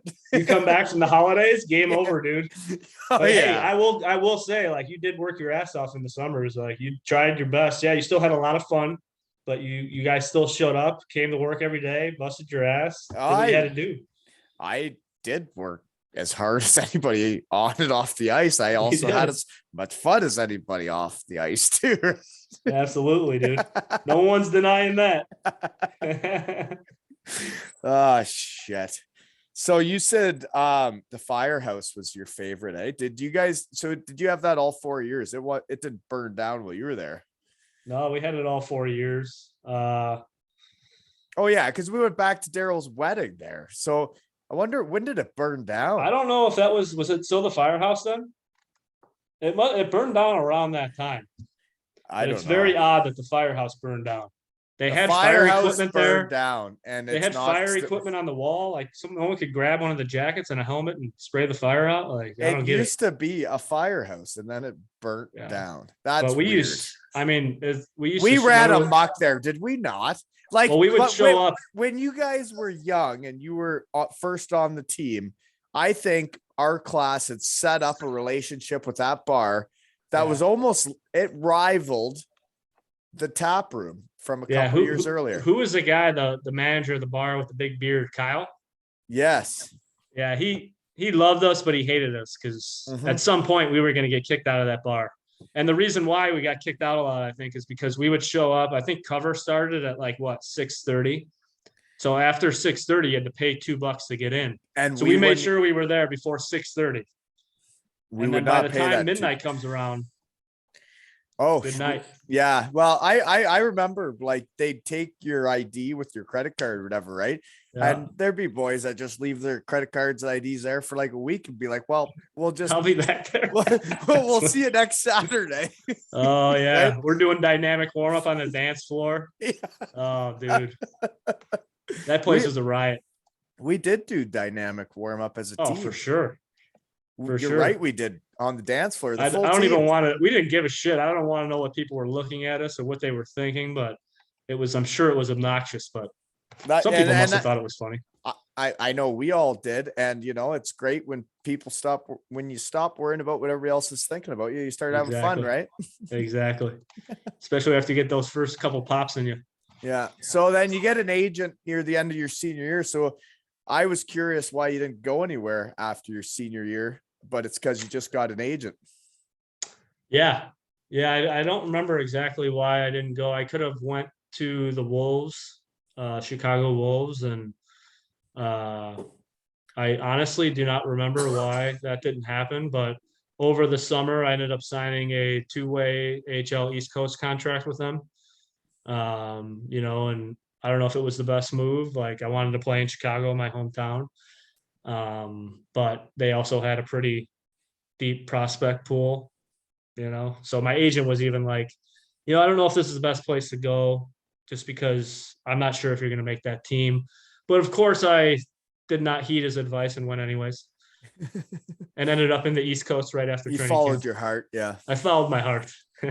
But so you did your first camp then as AHL East Coast. You don't go to an NHL camp? No, I went to rookie camp with Atlanta and Traverse City, and that went well. Didn't go to the main camp. I actually got And you're hurt. signed at that point. You're signed for the year. Yeah, I'm on a 1-way or 1-year 2-way deal, AHL East Coast. And I had in training camp, I got a little injury. I got a hip pointer, so I missed a couple last few days of camp. And I don't think I would have made the team out of tryouts anyways. So, but the coach is kind of like, yeah, let's go down there for that whole spiel. Go down there and get some experience. And so that's what I did. Yeah. So then you go down to Gwinnett. Okay. So then when do you get called up? Because you played 19 games that year.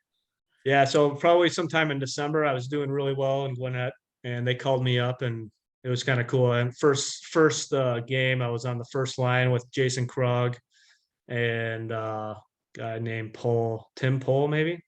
And I had an Jason assist. Krog was a player, though. My word. Yeah, I played against him in the AHL, and they had a line of him and Sterling. Darren Haydar. Yeah. Haydar was on the team. No, he was on the team the next year, but Brett Sterling, you remember him? Yeah, the roller hockey player, roller hockey enthusiast. Yeah. They had a lot of veterans on the team. Chelios was on that team, Chris Chelios. Chris Chelios was on the team you played on? Yeah, he was on the Chicago Wolves that whole season. So that was kind of cool, being a Chicago kid growing up. Yeah, no shit, eh? And then you're playing with Chris Chelios? Yeah, it was awesome. Is he as big as a beauty as I hear? Like, was he? Oh, yeah. Yeah, he was. How old would he have been then? He was 47. And he would go hard, like go out, he'd go hard. And first thing in the morning, he'd have the bike in the sauna, like before we even got there, just like hitting the bike workout, coming out all sweaty. I'm just like, damn, dude, this guy's more ripped than anyone on the team. He's 47 years old. But he was really cool, like he went out of his way to say what's up to me. Like rookie year, you kind of don't know anyone. You're kind of a little bitch. And he always kind of made me feel welcome. And yeah, he was a good guy. Reed Simpson too. Reed Simpson was on that team. Do you remember him? Reed Simpson just came up the other day on a podcast. He was tough guy, right? He was my liney. Played in Russia. Yeah, I played in Russia. Okay, Sebastian Charpentier. Yeah, it was his episode. So he played in Russia. Yeah, he played in Russia, and that guy was on the team. The other, I'd imagine Reed came up in some of his stories because he's a character, and he kind of took me under his wing a little bit. And he came out of retirement too. He was 40, and the Wolves needed someone who could fight. So he wasn't in shape. He I don't know what he was doing like the previous 3 years, but he just shows up around the same time I did. Everyone's like, "Oh, okay." And next thing you know, he's going out there. We were lineys for a bit. But yeah, I came up in December, and I was up there for most of the year. The rest of the year, I'd go back. So where are you living? Do you live at home? Honestly, because I live kind of far from the rink, so I just they posted me up in the hotel next door to the rink, and I just kind of stayed there. So it's like you're just like I didn't have a car either, which you're didn't help. just you're just like an AHL Yeah. player like anybody else, but you're in your Yeah. hometown. Yeah. So it was fun. Parents got to come to the games, and I wish it would have lasted a little bit longer, but I was kind of an airplane boy that year. I was back and forth all the time. I was kind of like the first guy they called up when someone got hurt. Played 19 games, probably got healthy scratched about 19 games. But they gave me some opportunities. Like I said, I played on the first line a few games. How many times did you take warm up and then you get off the ice and your jersey's not there? That was almost every game, dude. It was incredible, right? Yeah. It's like, why am I doing the warm up? Like, just tell me not. Like, you really think you need a fourth line center for the warm up? Yeah, so ridiculous. Why so do ridiculous. you need that? Why do you need a guy? Why can't a guy go twice instead of embarrassing me? Yeah, I don't know, dude, but it's such a pain in the ass too, because you got to get two hours there before the game, try to prepare like you're gonna play, and then you're not. Warm-ups. You got tickets. I got people coming to the game to come watch me, and then all of a sudden, hey, mom, I'm up in the stands with them. They're like, oh, okay. No, it's like when my agent came to Syracuse to come watch me play for the first time. And then I sat with him and watched the game. And he was like, okay, so you're up here with me. And I was like, yeah, I guess that's where we're at. Yeah. Well, it's not your fault. That's the people who have zero respect for you's fault. I just find it interesting that like you couldn't tell the person, who's going to play. Yeah. I know they don't give a shit. I know it's one thing if a guy I know what I'm going to do with my lineup in the next U11 hockey match. I know exactly what I'm going to do. And I've been thinking about it every second of the day, and I can't wait to play you. And I'm gonna we're all gonna bring our best game, and I can't wait. Right? Well, it's one thing if like someone's coming back from an injury and they're not sure if they're going to be able to go. Like, okay, I get it. But like to put me out there just in case someone gets hurt in warmups, like get the fuck out of here. Or they used to tell me it was so that we could, or that there would be 4 lines for warm up for the breakout drills. And it's like, what a dick move. Yeah, no, it's actually to humiliate me and then make me get undressed in front of everybody and then walk out of the room while you guys are getting ready for a game that, you know what? You don't need the distraction of me getting undressed in front of all you. Yeah, exactly. You know what? You should just be getting ready for the game and being in the zone and feeling the groove. You don't need me getting undressed and watching my ugly buddy walk out of the room naked, upset, right? Oh boy, that's very true. I never even thought about that point. Well, it's not even about me. It's about the whole team. Exactly. Wait, you think that's normal? You think and then that's becomes normal. And it's like, oh, you guys are all hockey guys in the AHL. You guys are smart. Yeah. Bring that distraction in for the whole team. Yeah. Not a veteran move by them. Anywho, but that's what they all did. Way to go, guys. It's the life, man. I'm telling you. Hey, in the shed, I can say whatever I want. That's right. Let it out. This is how I feel. Let it out, baby. That's why we're here. Okay, so the first year in the coast, you ran amok though. You were like a point a game, and you're going up and down, and you're grinding out. So then what happens after that year? What do you get? I re-signed. I think it was another 2-way, but they bumped up the pay a little bit. I trained with the strength coach all summer out of our practice rink with like a handful of guys. Nathan Oystrick, remember him? Oh, I really enjoyed that guy. That guy was a machine. Dude, I want him in my shed. Now that you bring his name up, that guy, he's a must. You got to get him on the shed. No, absolutely. Because when we would play Northern Michigan, every shift was me against him. And it was full go, full battle. And then we saw each other at the awards ceremony at the end of the year. And man, we hit it off within 5 minutes. Yeah. That guy's he's a good time. Let's just put it that way. I really feel like me and him would hit it off if we really had a full. You would. Sit down. Yeah, you would. He was a good old boy. And we actually had a lot of those on the Wolves that year. Like Anthony Stewart was on that team. He was a character. Tim Stapleton, another like Forest Park guy, grew up right next to me. So we had some fun guys on that team. But the second year, I worked my ass off all summer, blah, blah, blah. And I did well in camp and made the team out of training camp. And I was expecting that I was kind of going to be in the lineup right away just because of the camp I had. And I didn't play one game for the first 12 games. You And watched, yeah. I just watched. I'm like, what's going on here, man? And like the coach, like after like the 6 games, just like, yeah, Patty, we just got to get these guys their looks first. And so like by the time I got in the lineup, like I had lost. You're everything out that of I the could gain. groove. You're out of the I'm groove. out of the groove. Like I'm just practicing. I'll never forget the conversation I had at the end of my AHL camp, my rookie year. Like I had, like you say, I had ran amok. I was about 2 points a game in the preseason. And then it comes to regular season. There's guys, yes, getting sent down, but it's like, geez, I've been doing pretty well. And then you show up for the first game of the season that morning, and the coach comes out of his office. He goes, Wally, has nothing to do with how you're playing, but you're not playing tonight and you're not traveling. Head back to the hotel. And it's like, I don't know what to think anymore. I did everything I could possibly do. And then next thing you know, you don't play for like 2 weeks and they're like, well, we better get you down to Dayton so you can get some games in. And you're like, okay. Yeah. I'm going to hit Taco Bell on the way. Yeah. Yeah. Because damn well in Dayton, that's what you're going to be eating after your game is Taco Bell. Yeah. Well, I eat because I'm unhappy and I'm unhappy because I eat.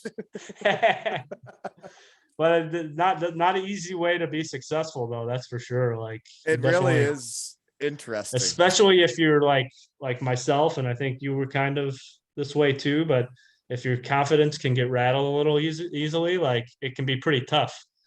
And I didn't figure out the confidence thing until I was like in my 30s. So I guess it was just a little too soon. It does. It takes a long time to build confidence and whatever. Yeah, it does. Okay. So yeah, second year, then you play 5 AHL games though. So that you don't play the first 12 games, then you end up getting in, or do you get sent down? I did. I might've got in for 2 games and just sucked. Because you haven't played no 12 games. Yeah. Like you can't feel the rhythm when you haven't played, especially as a skill guy. Yeah, no. And then like in the year before that, like at the end of the season, like I was starting to get a little confidence, like I was making some things happen out there. But then I went into training camp strong and then sat on the bench, sat in the stands for a month. And then all of a sudden I got a chance to play and didn't do anything with it. So I ended up back in the coast, and then I got called up again, I think a few weeks later, and then played 1 game and then never returned. And then, you're in the coast and you start to see everyone else getting called up that you used to get called up in front of.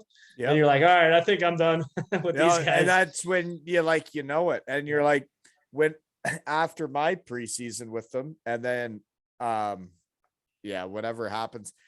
But like, so my centerman, Joe Cullen, is an East Coast contract guy. He's not even with Columbus or Syracuse.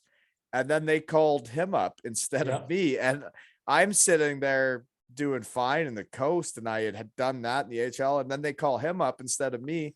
And I'm like, so like, I'm that far off the radar that like now we're calling up East Coast contracts instead of a one-way AHL deal.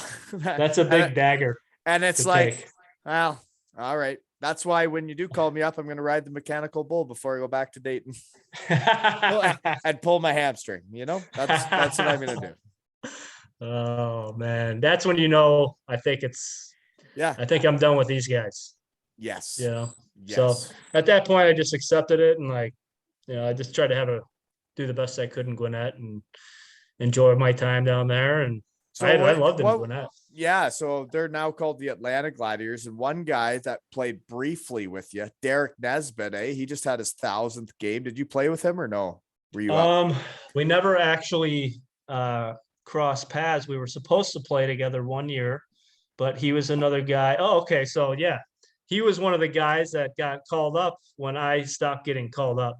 So we basically, what happened was I got sent down and he got called up and took my spot. And he just never came back the rest of the year because he actually Right. had an awesome season.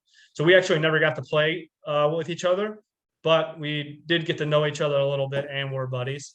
Yeah. But yeah, he's still going strong down there, huh? He played 1,000 games. I saw he was on Chicklets and did the whole. spitting chicklets. So yeah, And he's been in the deserves it. shed twice, so Yeah, pretty big he's deal. a beauty. Yeah. Oh yeah, he Yeah, is. he's perfect for these types of things too. Oh yeah. Yeah. Anyways, okay. So after that year, other guys, it doesn't matter. Moving on. Third year, okay. So you go back to them for another year, and that's all East Coast, eh? Yeah. Yeah, that was a straight East Coast contract.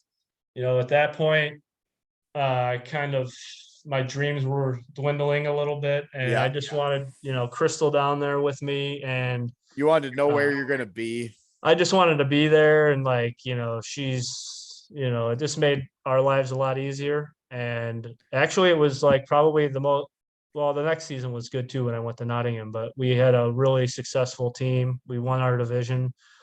So honestly, it was just fun, like being part of a winning team and having a pretty decent season. And yeah, it was a good year. So None of the emotional bullshit that you had to deal with going up and down every other week. And oh man, that's a mental pretzel they put Yeah. in. Like really, like you're trying to figure out when you're gonna get called up, when you're gonna get sent down. It's a mental pretzel, and to try and play your best hockey dealing with that shit is not Yeah. easy. It's not. So that was kind of like an enjoyable year.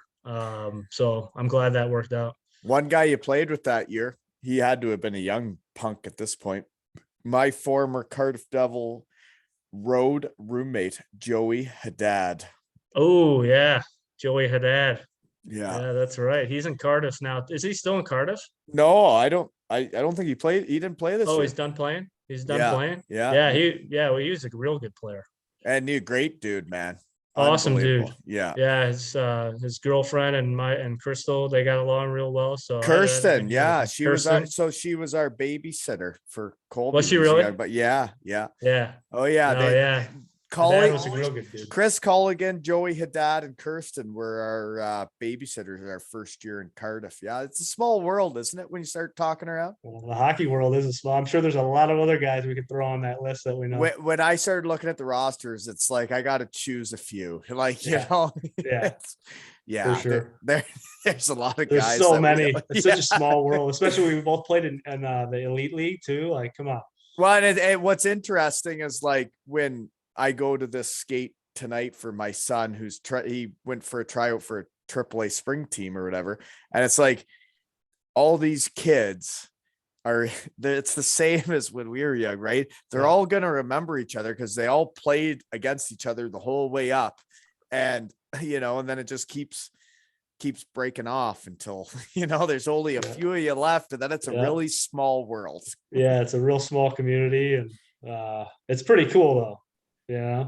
Sure is. All you gotta do is like get a text from Frankie, and then the guy's in your shed, and you're like, And we're "Geez, back. I haven't seen you in how long?" It's like nothing's changed. Nothing has changed, has it? It's like we're back in college. That's right, man. Oh, the glory days. Oh dear. Okay. I'm gonna have to pee. Okay. So I'm gonna ask you a question, and you're gonna go with it. Okay. Okay. How did you end up then going from there to Nottingham? Go. I'm going pee. Ready? Okay, go. So I had received actually through Facebook, believe it or not, I'd become my own agent, and our coach, Corey Nielsen, actually who it was Matt Francis, who was my teammate in Gwinnett, who had left the year before for Nottingham.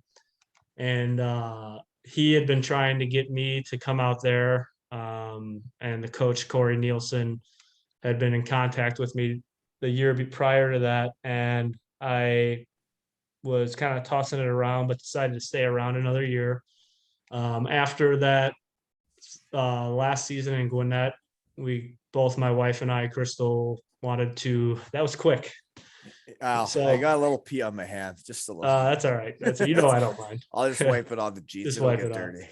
Yeah. So my wife and I kind of wanted to get an experience, as I kind of was feeling like maybe I'd play another year, a couple more years. So Corey Nielsen had reached out and decided to head to Nottingham after talking with Matt Francis, and him selling me on how much fun Nottingham was. So that's Matt kind of how it was. Francis, you knew Matty him from Francis. So I played in Gwinnett with him, and he was in he played at Bemidji State. and that's how the whole thing works, right? That's how the Yeah. whole it's like having guys on in the shed is like when guys vouch for another guy, and Yeah. it's like I know who I'm getting, or like I'm not just pulling at straws, finding random dudes. It's like this guy's vouching for that guy. It's like that's how you build hockey teams, right? Yeah, and I feel like it's almost more. It's probably more trustworthy than dealing with someone's agent, right? Because Way more. a Way guy is more. not gonna he's not gonna bring over someone who sucks or someone who the boys aren't gonna like, right? It's like there's been times where coaches have literally wrote to me about a player. Uh-huh. Like, can you give me, I see you played with him. Can you let me know what you think? And it's like, well, the guy's my buddy, but I'm not sure if the whole thing's going to jive. Right. Sometimes I've just ignored the message, Yeah. Because it's like, I don't want to throw my buddy under the bus. Yeah. And but I don't want to be dishonest. So it's like, Well, you got a reputation too, right. And it's like, but if you ask me about a guy that is a shed guy, that is one of my guys, like I will shout it from the rooftops. Yeah. Yeah. Right. Done. Yeah. But that's how that league works, right? That's how they recruit. Well, it is. And that's how they get the teams. They get like some of the teams over there, man, they're like, guys are so tight. They're so close. And like, they really do enjoy hockey again, right? For the first time in a long time, where you talk about the mental pretzel of the ups and downs of North America. Like you get over there and it's like, just take a breath, guys, just have some fun and play hockey. Yeah. No, it's over. You're not making it. Yeah. Oh, that was well known there. So it was just like, let's go have some fun, man. There was like 12 North American guys, right? Like, yeah. 12 British guys, 12 North American guys. We're going to the casino after practice every day. It was a really fun experience. And then, last season playing like to win all 3 championships. That was a good way to go out, So you won the league, which is the big one. So how much time's left in the season when you win that? Winning the league? What do you mean? How much time's left in the like season? How many games are left? Because like you. Not that many. We definitely had a few games left, but Belfast was right there with us. But we actually beat Belfast that game to win the league. Really, right in front of them. I think so. I'm pretty sure that's how it went down. But and it was coming up to like the last couple of weeks of the season. I think that we had clinched. And don't quote me on any of this because long time. I've been hitting the head a lot. Okay, so but it was something like that. Well, Nottingham's been having a tough go in the last, I don't know, been a while. Really? Yeah, I don't think they've been winning much since that year. No, is Corey Nielsen still coaching that team, or no? He went to like Germany or something. He's coaching. Oh, he went to the big dogs, huh? Well, I think it's the second league in Germany. Yeah. Well, the honey hole. The honey hole, right? The home of Brett Walton. Yeah, maybe I'll have to talk to him now. We'd have a lot to talk about. I'm pretty sure he coached Whitewater. Oh yeah, I'm sure he's got plenty of stories. Germany, yeah, that's quite the spot. Sure. Anywho, so then you win the Challenge Cup. Where do you win that? Do you remember that part? I think that was at home, but to be honest with you, I don't remember where we won the Challenge Cup. I'm pretty sure it was at home though. And that's kind of like you're just really just playing against the teams in your league, right? It's great. Same thing, yeah. Yeah. They just have 3 winners in the league instead of 1. But the weird I never really understood that one, but I guess you guys won all 3. Like nobody's done it since, I don't think. That's why it was a big deal. Like if we just would have won the Challenge Cup without winning the other 2, it'd be like, oh yeah, I guess we won that Challenge Cup, but I think when you put all three of them together, it means a lot more. Wow, you guys must have really been doing her, because usually, like, you win the Challenge Cup, you get a little fat and happy, so you don't win the next one, or you win that one and you're a little fat and happy, don't win the playoffs. But you guys just Yeah, gave her, eh? we had some studs. I think I was a third liner on that team, so we had a good. And you had like team. a point a game. Yeah, yeah. We had a guy, David Ling. I don't know. He must have had like 100 points, but he played in the NHL a little bit, and he was 40 years old at the time, and he was just like. Well, he I don't came know. back over like years Did he later. really? I think it was the year I was hurt. He came back and played a few games, and I think it was with Nottingham, and they were all, yeah. Crowd loved that guy, dude. Oh, did he they ever? He would be like, while the Zamboni was going on in between periods, he would be like riding his stick on the ice, like going like this with the crowd, and the whole crowd's going crazy. The crowd loved him. He was riding his stick in between periods. Like, I can't even remember what was happening, but he was literally like skating around the ice, like with the stick between his legs, just like, he was Is on that a horse right? or something. Yeah, the crowd's going nuts. He must have really been feeling her then, eh? He was. Yeah. Okay. Well, wow, you won all three. I can't even imagine. So what was the best party? Do you remember any of them? Not really. I think when we won that league one, That would have we been went the big we went one. out in Belfast Right. because we were in Belfast. And that Probably kinda went to, what's that bar called? Oh, I don't even every remember. every I don't team remember. goes. Yeah, I know Definitely you don't wouldn't. remember. You wouldn't remember. You only played what, 1 year there though. Did you liked it though, eh? Oh yeah, I loved it. And I the loved it. playoffs weekend in Nottingham, where like every team shows up, and then you guys Yeah. won that too at home. That must have Yeah, been a that pretty was good time.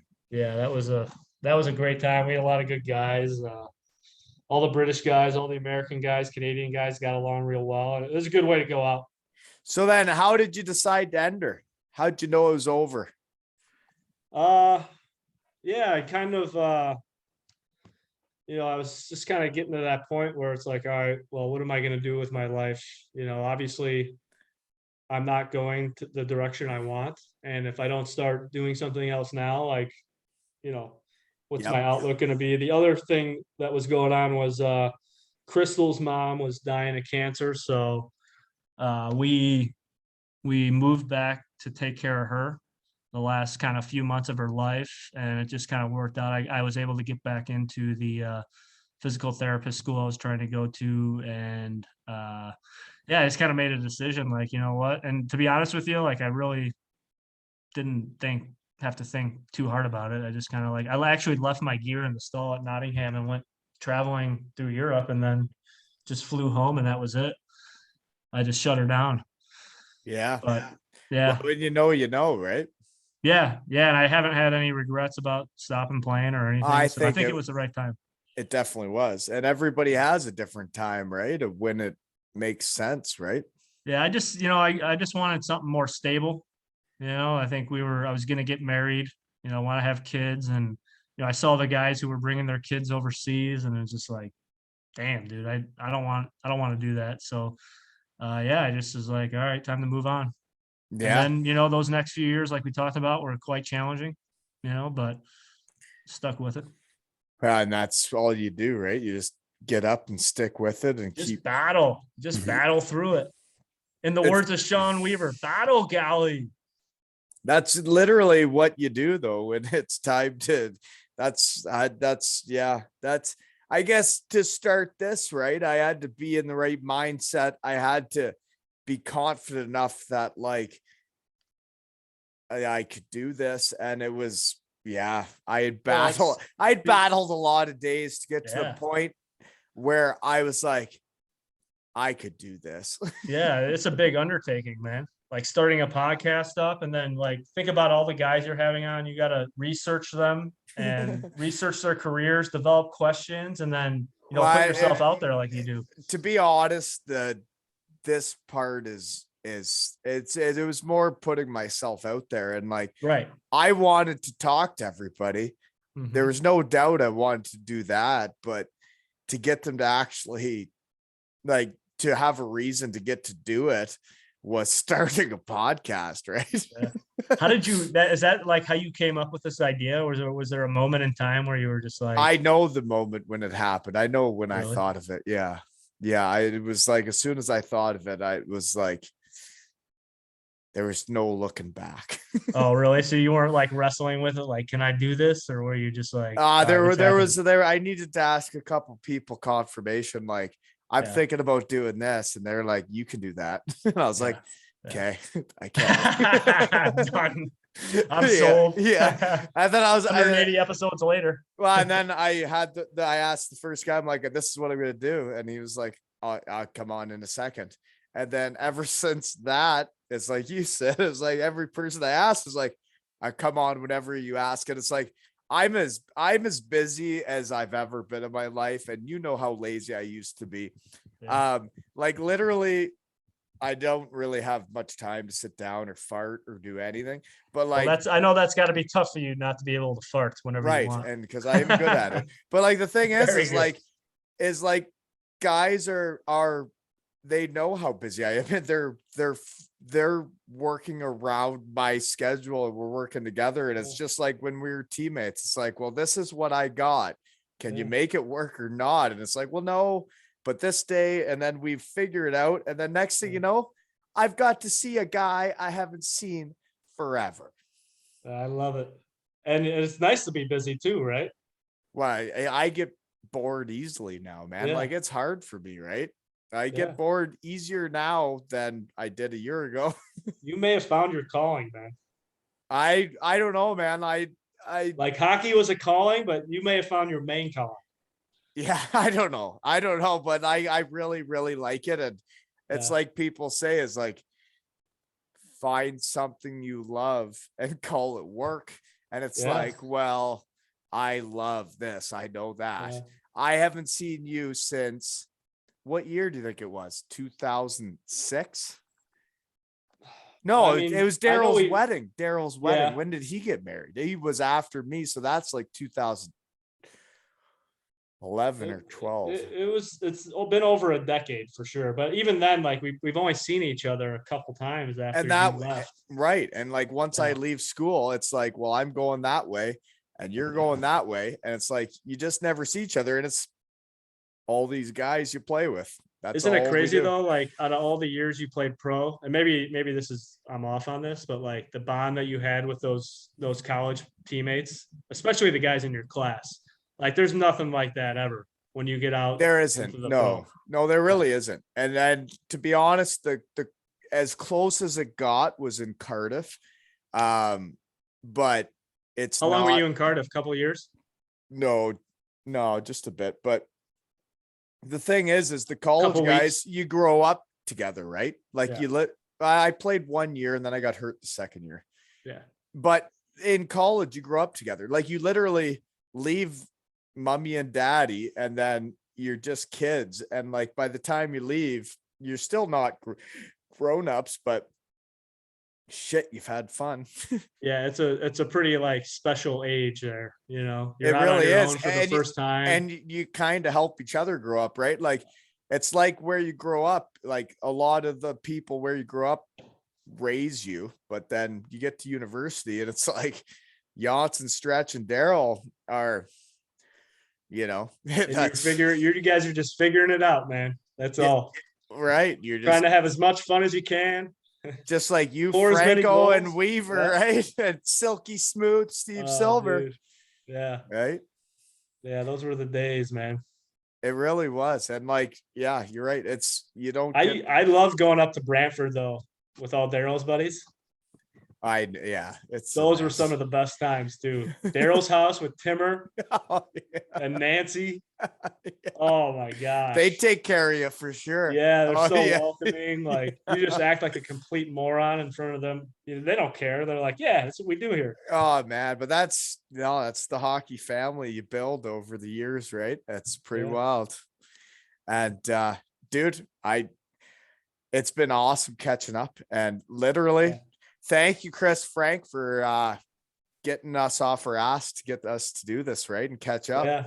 No, I'm glad I did this because this isn't like something I would normally seek out to do. So like I'm putting myself outside of my comfort zone and usually I know I've done that enough now that after I do that, like I feel pretty good about it. So Yeah, I'm no, happy I got to spend a little bit of time with you and get to catch up a little bit, man. This is fun. well, dude, it's very impressive when I hear about all the shit you guys are doing. And You too, man. you know what? It's about having a passion for what you're doing and doing what you enjoy. And you know, just gotta like what you're doing every day, right? And then life's a lot better.